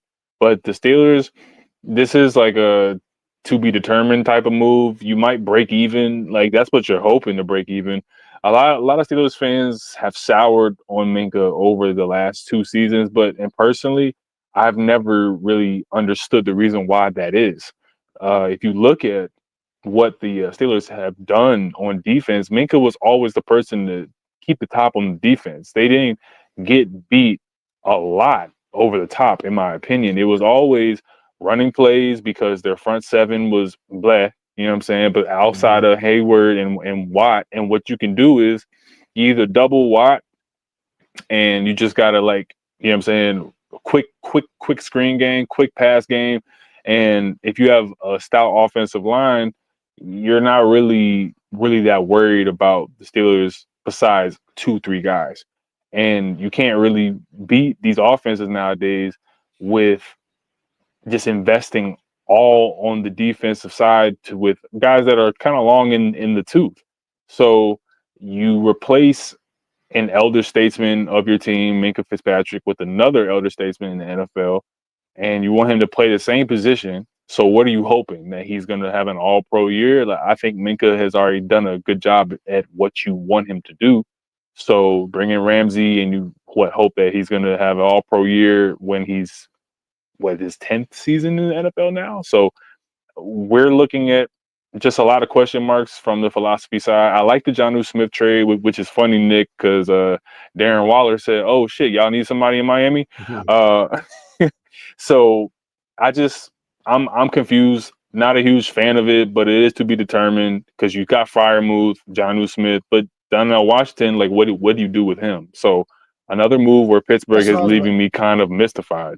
That's what I was to me. This to me is more about Miami than it is Pittsburgh. Yes. And the reason being is we saw what Mike McDaniel was talking about, and this is in an effort to save the locker room. Jalen Ramsey was running a mutiny over there. You know what I'm saying? This was anti-establishment. And you had to get rid of the rotten apple, in my opinion. And that's what they did. Now, I don't know if Jonnu Smith was part of that, which is why they attached them to the trade, because I don't think that you had to, to me, Jalen and Minkah straight up, in a couple of pick swaps or whatever would have made sense. But, to add Jonnu, I don't understand. So And then before Jonnu, they had Mike Gesicki, which was an all-pro tight end as well. And they moved off of him. You know what I'm saying? So I don't know. Mike McDaniel's time is numbered in Miami, to say the least.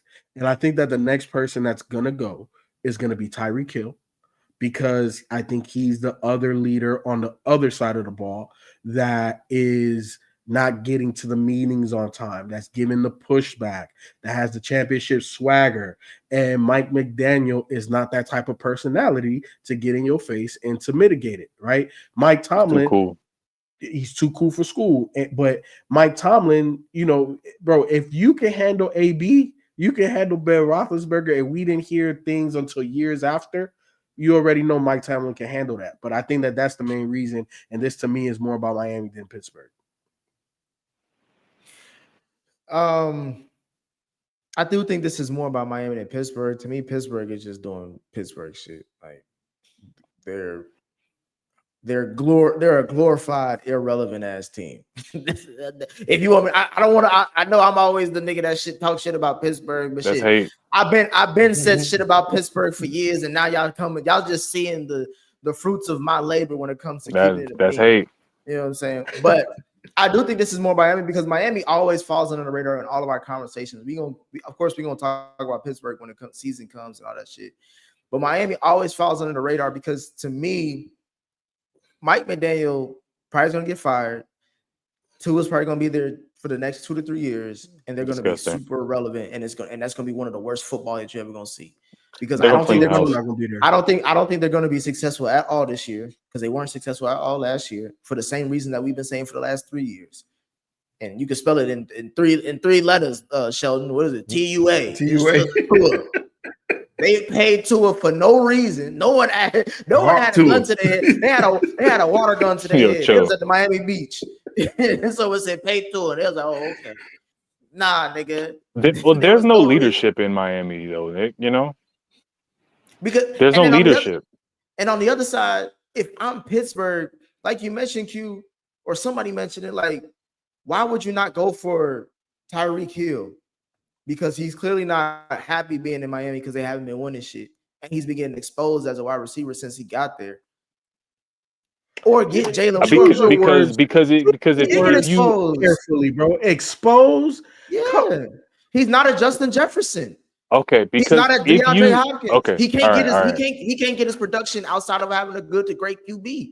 Regardless, the reason why I'm not gonna get into that. I'm gonna sidestep that because whatever your opinion is, fine. But when you have a good QB, take your premise.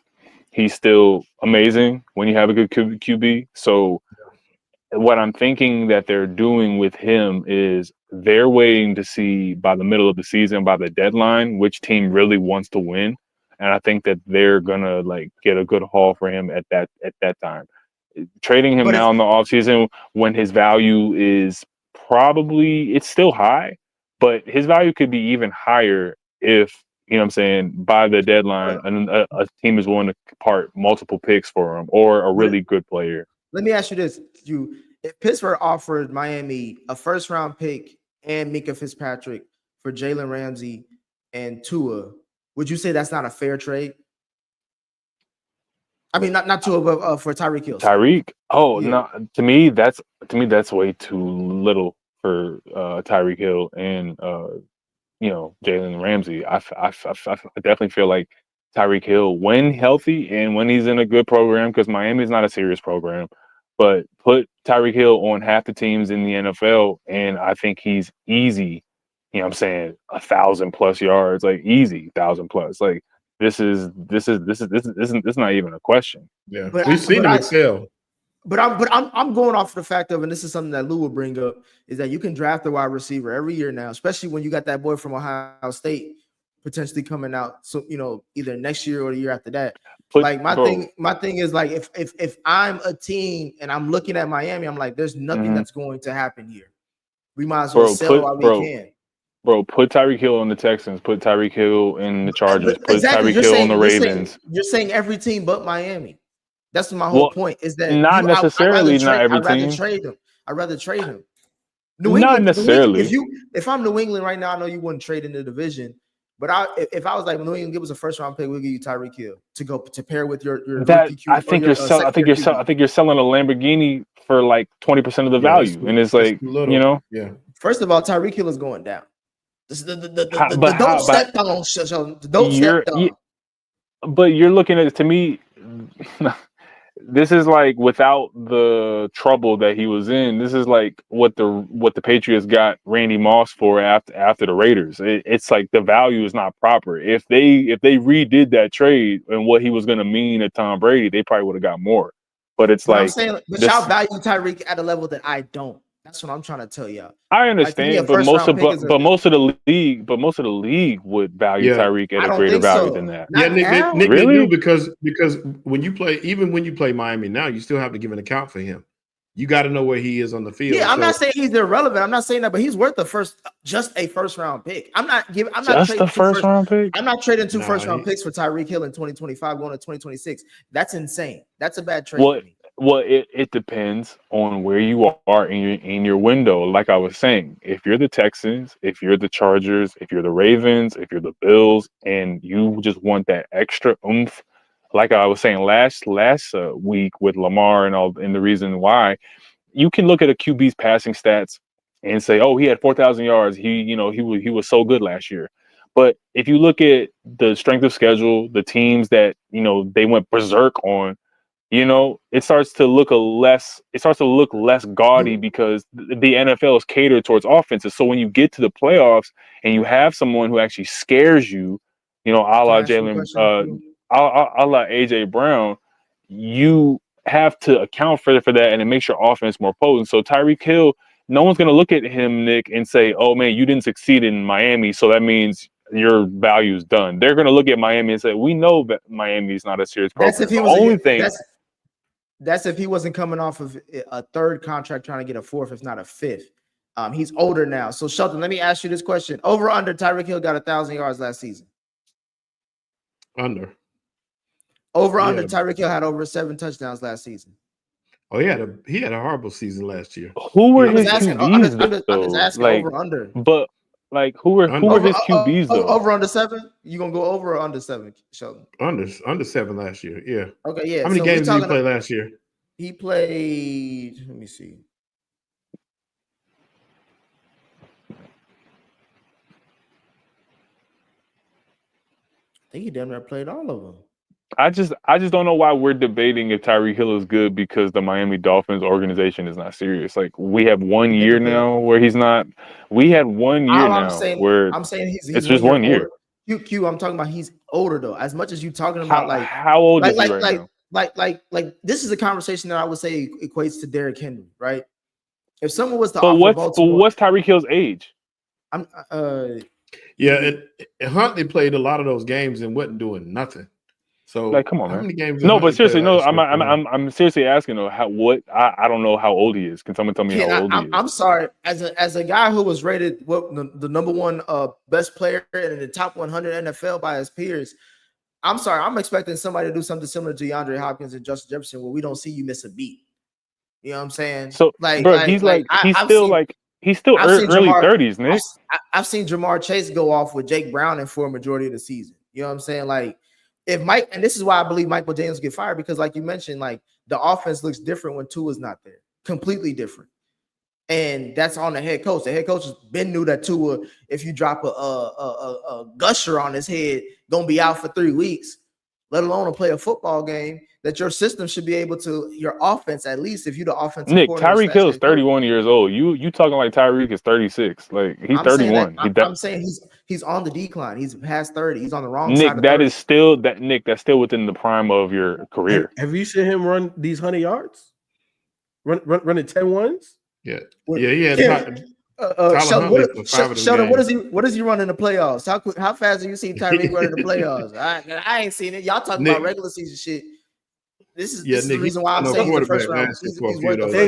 Thank you. When he was with, and I know Patty is arguably the best quarterback we've ever seen. 10 years ago. That's not 10 years ago. Number one. Number two is that we seen him do it in the playoffs. So don't act like he can't do it. Tua is, bro, he's bottom of the barrel at quarterback in the league, bro. And that's just facts. He's super mid, bro. Well, Mike McDaniel's offense is really built around Tua and his skill set, and you take him out of it, that whole thing falls apart. Kind of just going back to this whole thing. So I don't know. I think the trade works out for both teams. You know, I think there were issues that was it one of the safeties or something reported last year that Minkah was just out there freelancing at times and breaking the defense. Ken, there was a lot of locker room talk about people missing assignments and not committing to scheme. Yeah, so we'll see if Omar Khan's gamble pays off, but I think it's fair, and I think Steelers getting Jonnu Smith helps. You know, so that's Rodgers. Yeah, that's another offense. Jonnu Smith ain't gonna do shit for y'all, for the Steelers. Whoever the Steelers this is just hate. No one's coming. No, I'm saying you're not running home as a Steelers fan. Talk about get your Jonnu Smith jerseys ready. We about to go. No, they're not. Nah. But that's not what he's there for. Exactly. He's the block. He's the block. He's an extra weapon. Receiving tight end, bro. He had 800 yards last year. Nick got all this spice. Nick got all this spice for every team besides the one team that's living off of a Super Bowl loss. Like, come on, bro. Come on, bro. Like, stop it, fam. Like, this has nothing to do with that because first of all, it has everything to do with it. When was the last time? Everything to do with it. When was the last time Pittsburgh even won a playoff game? If we talking about winning, and second of all. My thing is, I'm looking at Pittsburgh as like you didn't make the sexy move, like you mentioned. Q, you're talking shit about the Bengals. What's the sexy move? When they've had a better offseason than Pittsburgh. Second of all, the sexy move would have been to get. Fuck no! Did you just say that? Like, are you crazy? What the best Trey Hendrickson? No. Listen. He's gonna get no. Have y'all even signed y'all's pick? Have y'all even signed the draft pick yet? No. FIFA, why are you looking at in the screen all goofy? Like, has TJ Watt been signed? Are we not hearing about trade rumors? That's different, bro. We're talking a rookie, bro. We're talking a rookie. Y'all can't even sign a rookie. The rookie's gonna get signed. Trey Hendrickson's gonna get signed. Is he? Yeah, he is. Y'all just gave all y'all money. Y'all gave all y'all money to wide receivers and ain't got nobody on defense. But they said we was gonna lose both of them, and they said that we can't pay Jamar, and we done everything that Joe Burrow has said. Y'all got gaslit into having a bad cap. It's all good. Bad cap. You just talked about teams going over to above and beyond, not to worry about all the taxes and shit, to play good games and get. Yeah, you should also have a balanced team and not just have three good players. And we're not over the cap. We're actually under the cap by $30 million. My thing is, I was bringing up the whole point I'm talking about is Pittsburgh should have made the move. And still can't sign nobody. Go after Tyreek Hill or go after Jalen Waddle. Something that puts extra pressure on the offense side of the ball than defense, because they don't have a good running back. And they didn't have a good running back last season either. Najee Harris, I told you, he run like Medea and put it. And now they got this young kid, Jalen Warren. We don't know what the fuck he gonna be, but he ain't projected to be shit. Najee got 3 straight 1,000-yard seasons. All you got, and what did I get him? And all you got is DK Metcalf. Same as the Bengals. Nick, I got a question for you. If they asked for Tyreek Hill and Miami said no, what do you do? You come away with something more than Jalen Ramsey, especially if, like you said, like you gave up Minkah. You gave him a guy who already does a job really well for a guy who does another job really well. I guess the point is that you can't make the set. You can't make the sexy move if the sexy move isn't to be made. But the move that it sounds good to talk on here, but if they're not going to trade him, then I'm only saying that in comparison because the move you made was goofball. Nick, what move did you said the Bengals had better moves? What move did you say the Bengals ain't done shit? I don't know They re-signed 2 top 15 players. Which is great. Yeah. 15, top 25. So the Bengals paid more for players that they could have paid less. Like, come on, bro. I think they traded. I think they swapped. Sheldon, how did the Steelers and the Bengals season end? Was it both with a loss? I think. If we look at this, they basically swap dysfunctional players with each team. Basically, Jalen Ramsey was having issues and I guess didn't fuck with Mike McDaniels. And Minkah was starting to have issues in Pittsburgh. And then on top of that, they got Jonnu Smith with Aaron Rodgers there, who may or may not be able to throw in the ball. I don't know. It don't matter. Shit, he didn't have anybody throwing the ball in Miami. And we'll see how it all play out. So, yeah, it was damn near a lateral move, but at least locker room chemistry may be better. So we'll see. Hopefully. I think they're going to give it another year with Tyreek Hill before he's bitching and moaning to get out of there. He was apparently upset about the trade. So, yeah. I don't know. Shit, everybody upset about these trades. These trades don't even make sense in both leagues right now. Yeah. So everybody was happy at first. It's funny though, because Pittsburgh was ecstatic to see that they had gotten, because they didn't announce the second half. They just said that they got Jalen Ramsey. So it didn't matter at first until you find out what they had to give up to get him. Yeah. So fans are going to see Minkah's value. Fans will see. I don't know, Q. I honestly don't think. I honestly think losing Minkah, I don't think they're gonna feel it as much as people think. How many? We talked about Minkah though, in him adding about 2 to 3 wins to that team last year, though, didn't we? Was it last year or the year before? That was about the year before. But the thing is, though, is that everyone pointed to his interceptions and how they've gone down every year. But it's like they asked Minkah to be like they keep a lid on everything. You know what I mean? Yeah. Joey Porter and what's his name on the other side of the field, Dante Jackson. They were the ones that were entrusted to lock everything down. And Porter had a solid year last year. Dante Jackson had a pretty good first half of the season. Second half was pretty bleh. But Minkah's was like, to me, the heart and soul of that secondary. And now you're asking Jalen Ramsey to come in, which I know he's a dog. So we're like Ken said, this might have just been kind of a wash. So I guess you hope that if you're the Steelers, and you hope that Jonnu Smith adds something more to offense. Yes. Yeah. I think they're more concerned about Aaron Rodgers doing something. So sure. We'll see. Moving right along, let's jump to more NFL talk.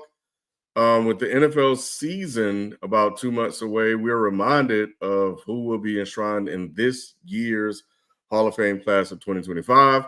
We have Eric Allen, a cornerback who played for the Eagles, Saints, and Raiders.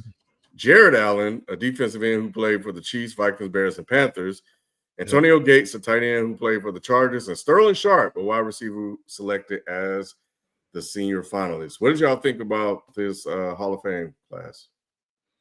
Good class. Still ain't made, like, how is he just not getting in? Well, it was always a question of people, because you remember his career was cut short with the injury.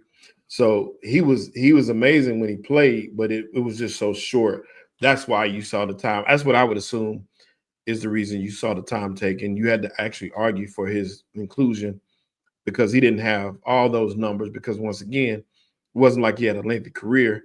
He had that neck injury that took him out. But I think this class is pretty solid. I liked all those players on that list. Jared Allen was a menace during his time. He was a beast. And we knew Eric Allen was an excellent cornerback. So that made all the sense in the world. He was like the prequel to J.J. Watt. Yes, he was. That's what I was thinking. That was my comp that I was thinking in my head too, Q. When you talk about Antonio Gates, he was the first one of those guys that played basketball that was converted to a football player and showed out at the tight end position. You look at some of the others like Tony Gonzalez, who did the same thing. Jimmy Graham did the same thing. He was one of the original ones, and he was a monster in his time. So him getting elected is a no-brainer. And Yeah, that's all of them. And they, like I said, they all deserve to be there. There's not a question in that group. Yeah, absolutely. Antonio Gates is one of those rare players that, and there's a couple guys definitely in the hall, but Antonio Gates is one of those rare players where I feel like it's unquestionable that they would be even better in today's league than they were back then. Mm-hmm. Oh yeah. Yeah, and regardless as to how that team fared, he was always going to be solid and going to give you production no matter what. That was one person you could count on. Same thing with Eric Allen, if you want to look at it that way too. For sure. No matter how bad his team was, we know he was on those Raiders teams even. He was still how many, solid. You know how many people have won fantasy franchises because of Phillip Rivers and Antonio Gates? If you had both of them dudes on your squad, bro, you was in the playoffs automatically, if not winning the championship. He was slinging. And that was a era of tight ends. Like, pause. Yeah. Like, you know what I'm saying? Like that was Tony Gonzalez, Antonio Gates. Who else was there? It was Shannon. Well, that was right after. You remember? I mean, lesser guys like guys like Algie Crumpler. No, there were more. I'm forgetting, nice. But I'm saying that it was at least 4 or 5 that you knew about, or like Dallas Clark. Dallas Clark was ill, bro. I'm trying to think. It was just like a random group of tight Jason Witten. That was a really good one. I hated Jason Witten. He was killing. No, he was. He wasn't. The funny thing is, Jason Witten wasn't that good, but he was good for a certain period of time. That's like overall. Jason Witten had like a 6-7 year run. Y'all right. Jamie Shockey was really nice. Jamie Shockey was ill. There was an era of like that was the new generation of tight ends that was gonna come through, and I was like, Antonio Gates was the Heath Miller, man. Heath and Steelers. Heath Miller was steady. I don't give a fuck about Heath Miller. It's just hate. It's just hate. Heath Miller he was ill, bro. Yeah. Heath Barr is more recognized than Heath Miller. Man, chill out, bro. Heath Miller was ill, bro. He was. Who had one good year? Kellen Winslow. The Kellen Winslow. Oh yeah. From Miami, he came right after Shockey. Yeah, for sure. I was gonna say, he's still in house. I remember Shockey. Shockey made his name in college, bro. He did. Yeah. I was gonna say that boy, stay fighting. Sterling Sharp is gonna be one of those wide receivers where, like, if you didn't watch during that time, you'll never understand why people give a fuck about him. You know what I'm saying? Like, it's like he had a triple crown too, and didn't make the playoffs, just like Jamar. So, like, I was saying, it was like he was one of the ones. Just the injury, and on top of that, I don't know what you was about to say, Ken, but. Just everybody just talked so highly of this guy, and like he was definitely gonna be the man, or was the man until he got hurt. Even when you look at highlights, it's just hard to even see it. You know who else was came in around that time, like 06, 07, Vernon Davis. Yeah. Vernon Davis was physical freak. They should have that. I don't know why that hardball team didn't win a Super Bowl. Because they ran into some real niggas in Baltimore. Yeah, they ran into you speaking of flukes and sabotage when they shut the whole Super Bowl down. Something they was like, we can't because they was getting their ass beat and then let them come back. They was getting their ass beat. You couldn't let this nigga win. Dragon Knight, you're right. Greg Olsen was my guy too. But you hold on, going back to that 49er team real quick. What's crazy is, bro, they had a lot of physical freaks. The tight end, Vernon Davis, Patrick Willis, bro, it was Kaepernick was getting out of there, bro. Bro, it was they had a solid like Patrick Willis. Who's the other one? Who was the other linebacker? Navarro Bowman was that? Navarro Bowman, bro, they was ill, bro. That defense is my favorite defense. I know people talk about the Baltimore Ravens, whatever. The defense that never was. That 49ers defense was, bro, you didn't want to fuck with them at all, bro. And Patrick Willis retired early too, like Luke Kuechly. He got up out of there early. He said, "Nigga, I mean, because like he's like you can't name like he's in that top 10 of like peaks. Just talking about peaks. Oh yeah, he's in the top 10 for his position. For his position, like there's not many peaks greater than what Willis was doing, bro. Come on now, he was crazy. Oh yeah, Nick, Alden Smith, Justice Smith, all that. Yeah, that D-line was nuts. I can't say that he was top 10 all time because I don't think he had a better career than Brian Urlacher. Oh no! Just in terms of like peaks, I'm talking about the point where you were high. Like yes, I'm talking about. But Nick was saying top 10 all time. Oh yeah, he's top 10 all time linebackers. So. I can't name 10 all linebackers. You can't tell me you can name 10 linebackers better than Patrick Willis. I can. Here, bro. Y'all funny, man. Patrick Willis and Brian better than Patrick Willis. Yeah, I can. 10. We gonna do the list. You can name 10. You can name. I mean, shit. But you got like already. You got. You gonna get top. to 8. I'm talking about y'all gonna get to 8, 9, and 10, and I'll be like, that's bullshit. I'm gonna call bullshit on all 3 of them picks. Patrick Willis was he was top 10, nigga. That was my favorite. His peak was crazy, but some people got longevity. And if he would have won, Bryant Young was on that team too, balling out. It was Bryant Young on the defense.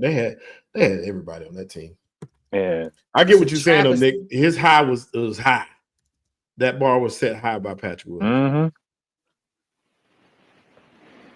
Oh no, let me see. You got me looking now. I'm gonna look this up. Yeah, I'm looking too. I'm looking. I remember watching football there that time, bro. That was when football was football. They need to make football great again during that era. So look, I'm gonna give you 2. So that's going too far. he's the number one. He's the top. Yeah, Lawrence Taylor, Ray Lewis, Mike Singletary, Junior Seau. That's 5. Right?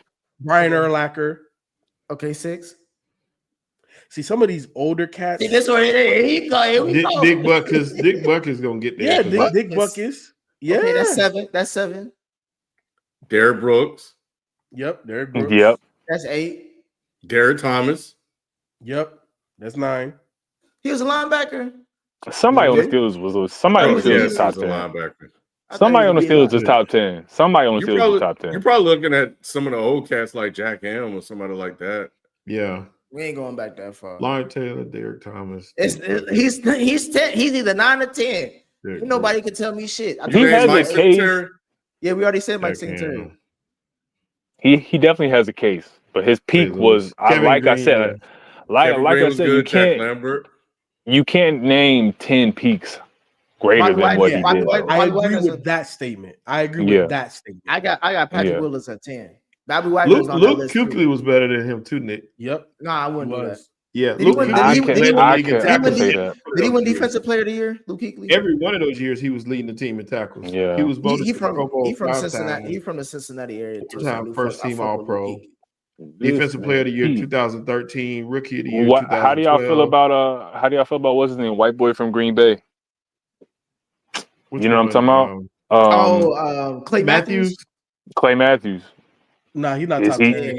No. I'm just saying. Talking about the peak. Yeah, is his peak better than Patrick Willis's peak? No. Or I mean, he won the ring. He won the ring, but was he at his peak at that time? Yeah, but his peak wasn't better than Patrick Willis's peak. I don't think so either. What about James Harrison? That's what I'm about to say. James Harrison was crazy. He was better career than Patrick Willis. And he got the rings. Peak. Yeah, but he didn't have a better peak, but I would say he was better overall. Better career. I can see that. So Nick, I'll put it to you like this. I would say Patrick Willis is top 12 to top 15 all time. He top 10, bro. Was Jason Taylor a linebacker or was he on DN? He was DN. Okay, yeah. Zach Thomas. Zach Thomas was the middle linebacker. No, he was ill, bro. I forgot Junior Seau too. No, I said Junior. Okay. I said Junior. Yeah, right. But now London Fletcher. Okay. Yeah, London Fletcher's another one. He was solidly leading the league in tackles every year. Yep. Have you ever heard Brandon Jacobs talk about London Fletcher? Yeah, bro. Brandon Jacobs was like, yo, that's one. He's super underrated. One of the dudes that like really tagged him. If y'all remember Brandon Jacobs, that's a big freaking running back. But my thing with Brandon Jacobs, speaking of underrated, he's not top 10, obviously. I'm not trying to say this, but he's one of the best like running backs. If you were watching him in real time, like he was that nigga was a linebacker, like old school linebacker as a running back, bro. Can you imagine though that he He was third string on that Auburn team because they had Cadillac Williams and Ronnie Brown in the same backfield. I remember that. Yeah, was the third running back on that team. Bruh, Brandon Jacobs. And they had the fourth one. Yeah, I will always remember Brandon Jacobs because he was a part of Earth, Wind, and Fire. It was Ahmad Bradshaw, Derek Ward, and Brandon Jacobs with that 07 run against the Pats, bro. Hey, DeMarcus Ware too. DeMarcus Ware, I forgot. Sorry, Shelter. If you want to talk about three running backs in college that didn't make no sense, Brandon Jacobs was a third running back behind Chris Henry, and who's the other running back at Alabama? At the same time, it was another. What's the other running back? Hold on, I got it. You talking about Mark? You talking about Mark Ingram? Josh Jacobs. Mark Ingram, Derrick Henry, and Josh Jacobs was all that shit. That shit was insane. Yeah, for sure. Yeah, that shit was crazy. And then, wait, hold on. You want to talk about another three? I'm going back to the U. Clinton Portis, Willis McGahee, and that was the greatest three. God, that was the greatest. Yeah. Yeah, that's in the same back. Yeah. How you remember? Whatchamacallit? They were talking about. I think it was LSU. It was like Justin Jefferson, Jalen Waddle, and who else? Odell Beckham or something. Like it's crazy. It was Justin Jefferson, Odell Beckham, and Terrence Marshall.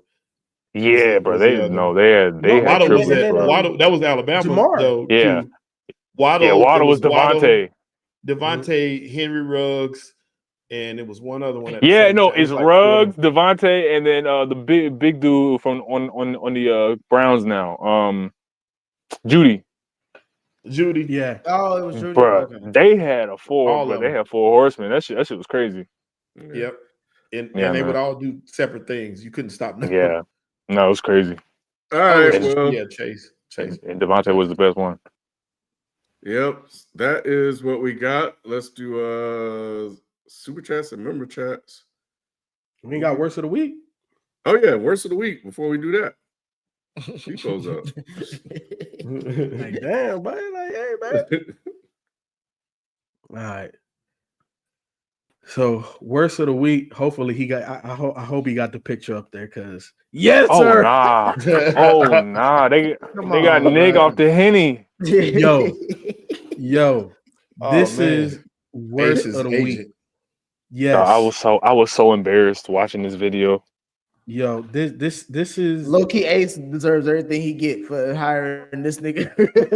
Bro, yeah, look, he don't deserve it. He don't deserve it. His parents do for allowing this nigga to dictate their son's career like this. He got that cognac eye. At the end of the day, I understand trying to navigate where you go in the draft because that's not anything that's new. However, if there's a certain level of professional decorum, and if you and here's the thing, I'm on the outside, I don't know if these workouts were already agreed to, and if they are, you show up as a pro. If you bomb it, that's one thing, but you still show up.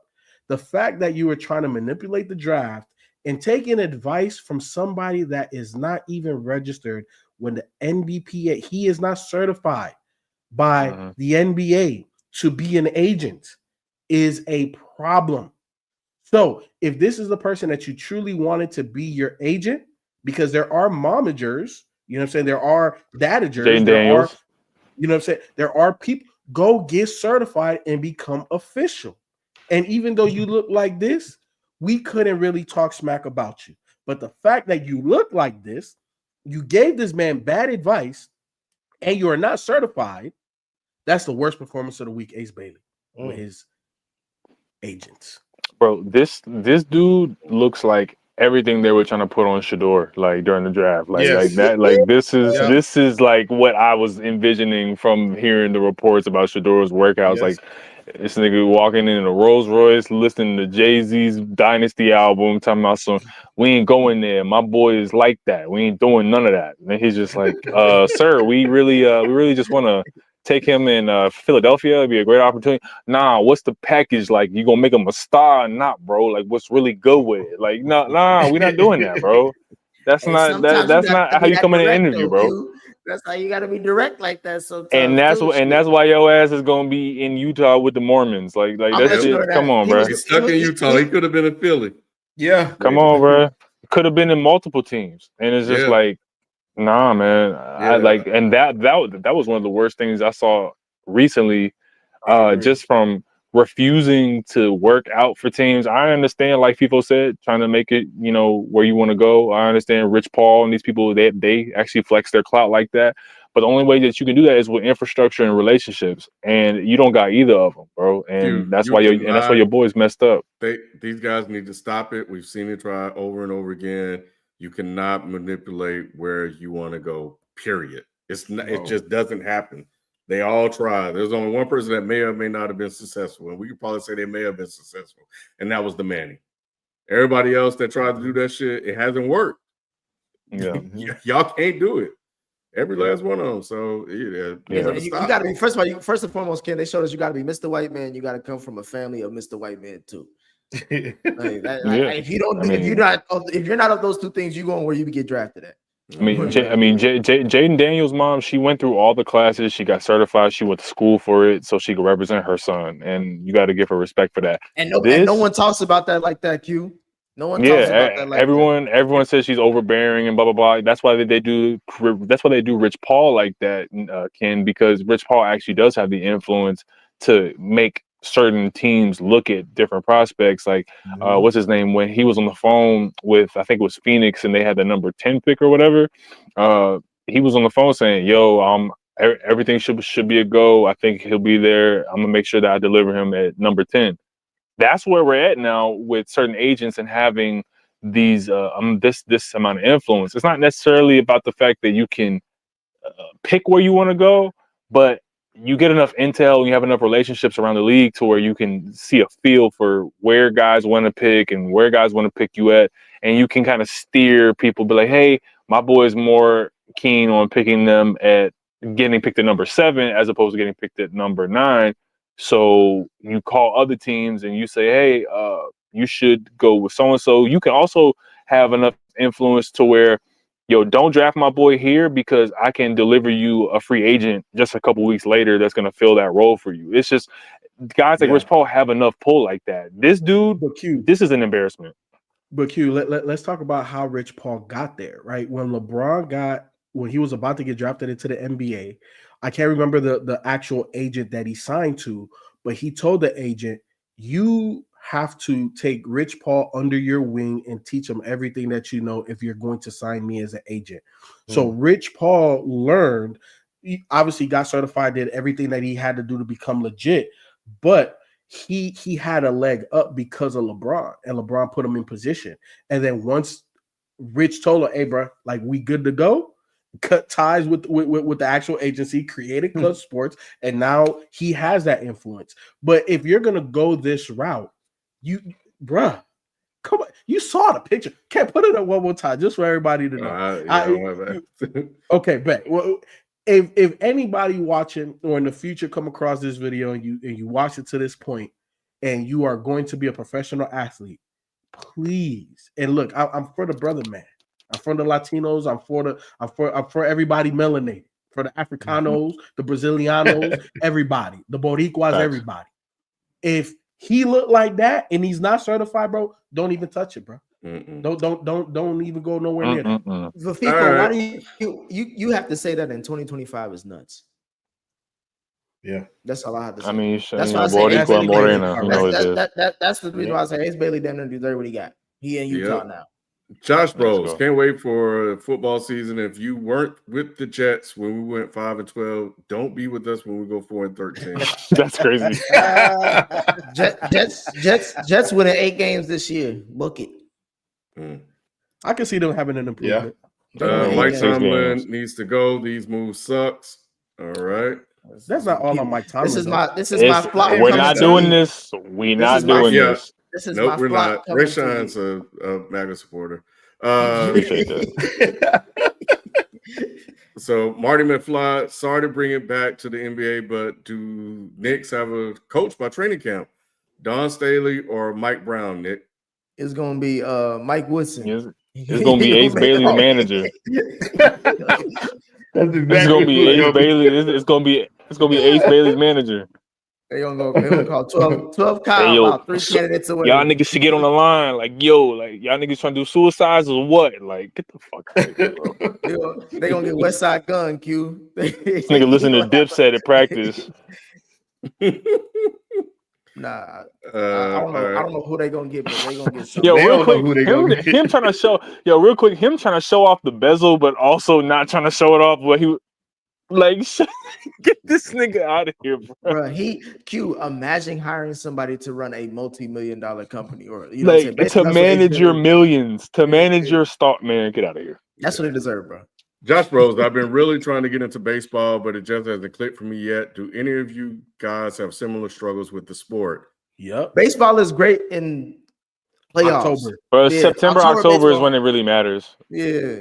Baseball is just like basketball. We only care about it during the playoffs. Get out of here. Also, if your home team has a dope stadium and like the vibe is dope, then it's nice to go and just be amongst the ambiance. You're leading to the point. You have to go to baseball games to appreciate baseball. You can't always just watch baseball. Watch it on TV. It is really fun in person. You gotta go. Yeah. It's one of those rare sports where you have to go in person. It really it really is a vibe. Like Yankee Stadium dope. If you're in Chicago, White Sox and the Cubs dope. LA, the Giants Stadium in Frisco. Those are really good experiences. And Nationals is pretty cool if you're in DC, and then I'll say any sports event in Miami is always dope. So, I don't know. Well, so they got a new one where they used to play the Marlins. Yeah, because they used to play a pro player where the Dolphins. I thought that they revamped the stadium though. It's really dope. No. So now the Marlins have a new stadium that's closer to like South Beach, and the University of Miami plays where the Dolphins play now too. But I will say Truist Park here in Atlanta is arguably one of the best vibes you can have. I don't like Truist Park. I like Turner Field better, and I like it better because parking and just I like Truist area, but going to that stadium, where you out? Wait, hold on. So Shelton, I feel like because I used to live right by Turner Field, so I've been there a couple of times. It feels like a traditional baseball stadium, right? And it has a lot of history there, so I don't disagree. But Truist is like it's a new shiny toy, and I also know this. I can't stand the parking. 9 times out of 10 that I go there, I definitely Uber. I do not like. You talking about the new Brave Stadium, the one that's it sucks driving there. Yes. Yeah. Yo, real quick. Before we move to the next joint or before we close out, I saw this question I wanted to ask the guys here. For all the single men, what is the best live sports event to go to? A baseball game, a football game, or a basketball game if you're trying to get at certain vibes. Like if the baddest like shorties, like where they be at. Hot take, I think it's baseball games. That's just me though. I was gonna say the baddies that are, it depends on what you're trying to be in the minute. If you're looking for someone that you can actually be with, I would say basketball. If you're looking for somebody to crack that night, I say football. Baseball. That is insane. That is insane. It ain't too many single baseball games. I don't know, man. I feel like baseball. Because that tailgate, it get them right, Nick. Yeah, if you go to a tailgate, let's say Falcons game or New Orleans Saints game tailgate, bro, hey, you get in the middle that night. She might be bad too. You may get it depends. It depends, man. It really does depend. For all my single boys, you know what I'm saying? Like, yo, go out there. I feel like get you a vibe at a baseball game. If you like, I'm trying to tell you, go to a Dodgers game. People just be doing that shit just for like the vibe. Like, yo, you don't want no baseball. Pussy, I'm trying to tell, bro. I'm trying to tell you. I'm trying to tell you, bro. See, nobody ever said that was an aphrodisiac. See, people, he don't know. People, he don't know. All the Boricuas and the Morenos, they be out there at, you know what I'm saying? Like, you talking about that specific? It is balls and strikes, game. Nick. The Mets games, games, and the Yankees games, the Dominican girls, they out there. Stop it. Like LA games, the Mexicanos, they be out there, bro. FIFA, he's only talking from an East Coast perspective, and I only know that because I'm on the East Coast now. A lot of these niggas only talk about the world viewpoint from the East Coast. Yeah, if you go to the Bronx with the Yankees, if you go to the Mets, like these are fan bases. These are fan bases that are gonna have all kinds. No, these are fan bases on the East Coast that all they gonna have is biddies. I'm talking about what if you would, hey, Sheldon, what if you would Missouri, you go to a damn, what's the Kansas City Royals game? You ain't mean no biddies that you want to see, you talking about places nobody want to be at. I'm just but that's baseball. First of all, Nick, we talking about the poppin' city. So we talking New York, LA, New York, Chicago. Those places, they're not there by themselves. They don't go like they girls ain't going to the the girls go to a baseball game. I mean, a basketball game. Bro, like baseball. Like no, bro. See, the thing is, though, for me, MLB, the reason why they have so much money is because they cater to the fan experience more than other leagues do. Like, you can't access suites the way that you can access a suite in MLB, especially for like seasonal tickets.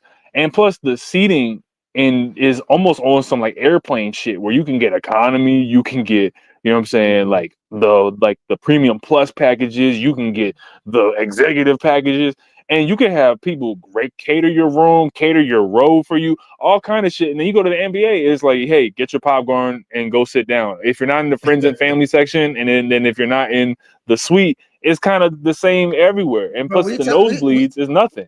Bro, but you're literally going to inside baseball with this thing. We're talking about what kind of biddies you trying to meet at certain sporting events. So you telling me that you go to a Dodgers game and they're not there? They all there. No, I'm not saying. I'm saying that of course, if you're in LA, you're in LA. If you're in New York, you're in New York. My thing is like that's what I'm saying. Then anywhere you go, you gonna see a biddy. If you go to the Cubs games, they there. No, I'm trying to tell you. Games, but when I go, the ones that are there, they with somebody. No, I'm saying the conversation cue was about the sport. It's more about if you go to any game in this sport, what are you more likely to see? I'm taking that as a whole. So just like you taking that as like city by if you in LA, I'm like if I'm in Houston, so let me clarify. Let me clarify a little bit. So I don't disagree with Shelton. I think overall, at baseball games, you're gonna get more girls that are there with couples. However, if you're in more rugged cities, you're going to get a lot more girls that may have grown up as tomboys and they like baseball just because, and they will go there dolo. So Chicago, I could tell you the Cubs for 100% certain that there are definitely a lot of biddies that go that are single. New York, I could definitely tell you because a cultural thing. Again, New York and Chicago got a lot of Latinas that they grow up in a household where baseball is a thing. They become a fan. They'll go there dolo. 100%. I can't. In Atlanta, it ain't like that. You not seeing a whole bunch. Now you might see some white girls that might be single, but you're not gonna see blacks and Latinas going to the truest park. Like look at like anywhere, any like Dominican, Asian, like look at like for all, like I'm talking about for all, you know what I mean? I'm strictly for the soil, but from my single brothers who want girls all over the world, you know what I'm saying? And a lot of my Boricuas and Morenas, they got that African blood in them, so I count them. But at the end of the day, because he cracked. If like first of all, we all got dropped off at one slave ship, just at one island. That's all it is. Right, but it's at the end of the day. At the end of the day, because you know Spanish, you know what I'm saying, it's just a language. But at the end of the day, if you are a man seeking the multitude of what women have to offer you in this world, there's Asian, there's white girls, there's Latinos, like all this shit. And then you have, you know what I'm saying, you're black, you know, and African folk who are going to go. But you have a wider variety, in my opinion. And like the baseball arena is like catered to like communication and talking to people. You can pass people in the hallway. NBA, unless you have a select experience in these hub cities, niggas ain't trying to sit and talk for, you know what I mean, at like a lounge. Like the Yankees, they have restaurants inside the Yankee Stadium. LA, they got restaurants. You go to places like Miami, like they have a restaurant and they have a club inside of certain stadiums, even at the Heat Stadium. So it is a kind of city-based thing, but I feel like you get more for your buck if you go to a baseball game. Trust me, just try it out. You will see a wider variety, and you'll have a pretty good experience. I also will say this: I 1,000,000% agree with Nick, especially if you hit the tailgate, boy. You try to crack that night, boy. Hey, bro, hit that tailgate. Hey, Sheldon. Tailgate. You've been to a HBCU football game tailgate, right? Absolutely. Tell me football ain't great. It's always football. It's always football. Man, football, you come up with some bitties. When you deal with HBCU.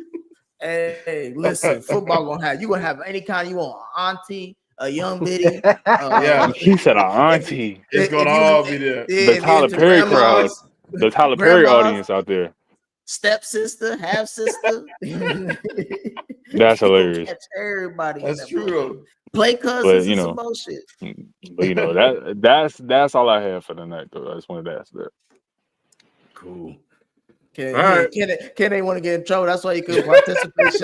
I'm speaking strictly for all my. Everyone here was speaking hypothetically. He ain't say nothing. He got a whole Bible. Everybody here was speaking specifically to the single men, not as first person.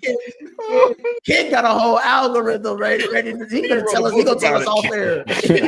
Ken said, I don't even watch sports. Like.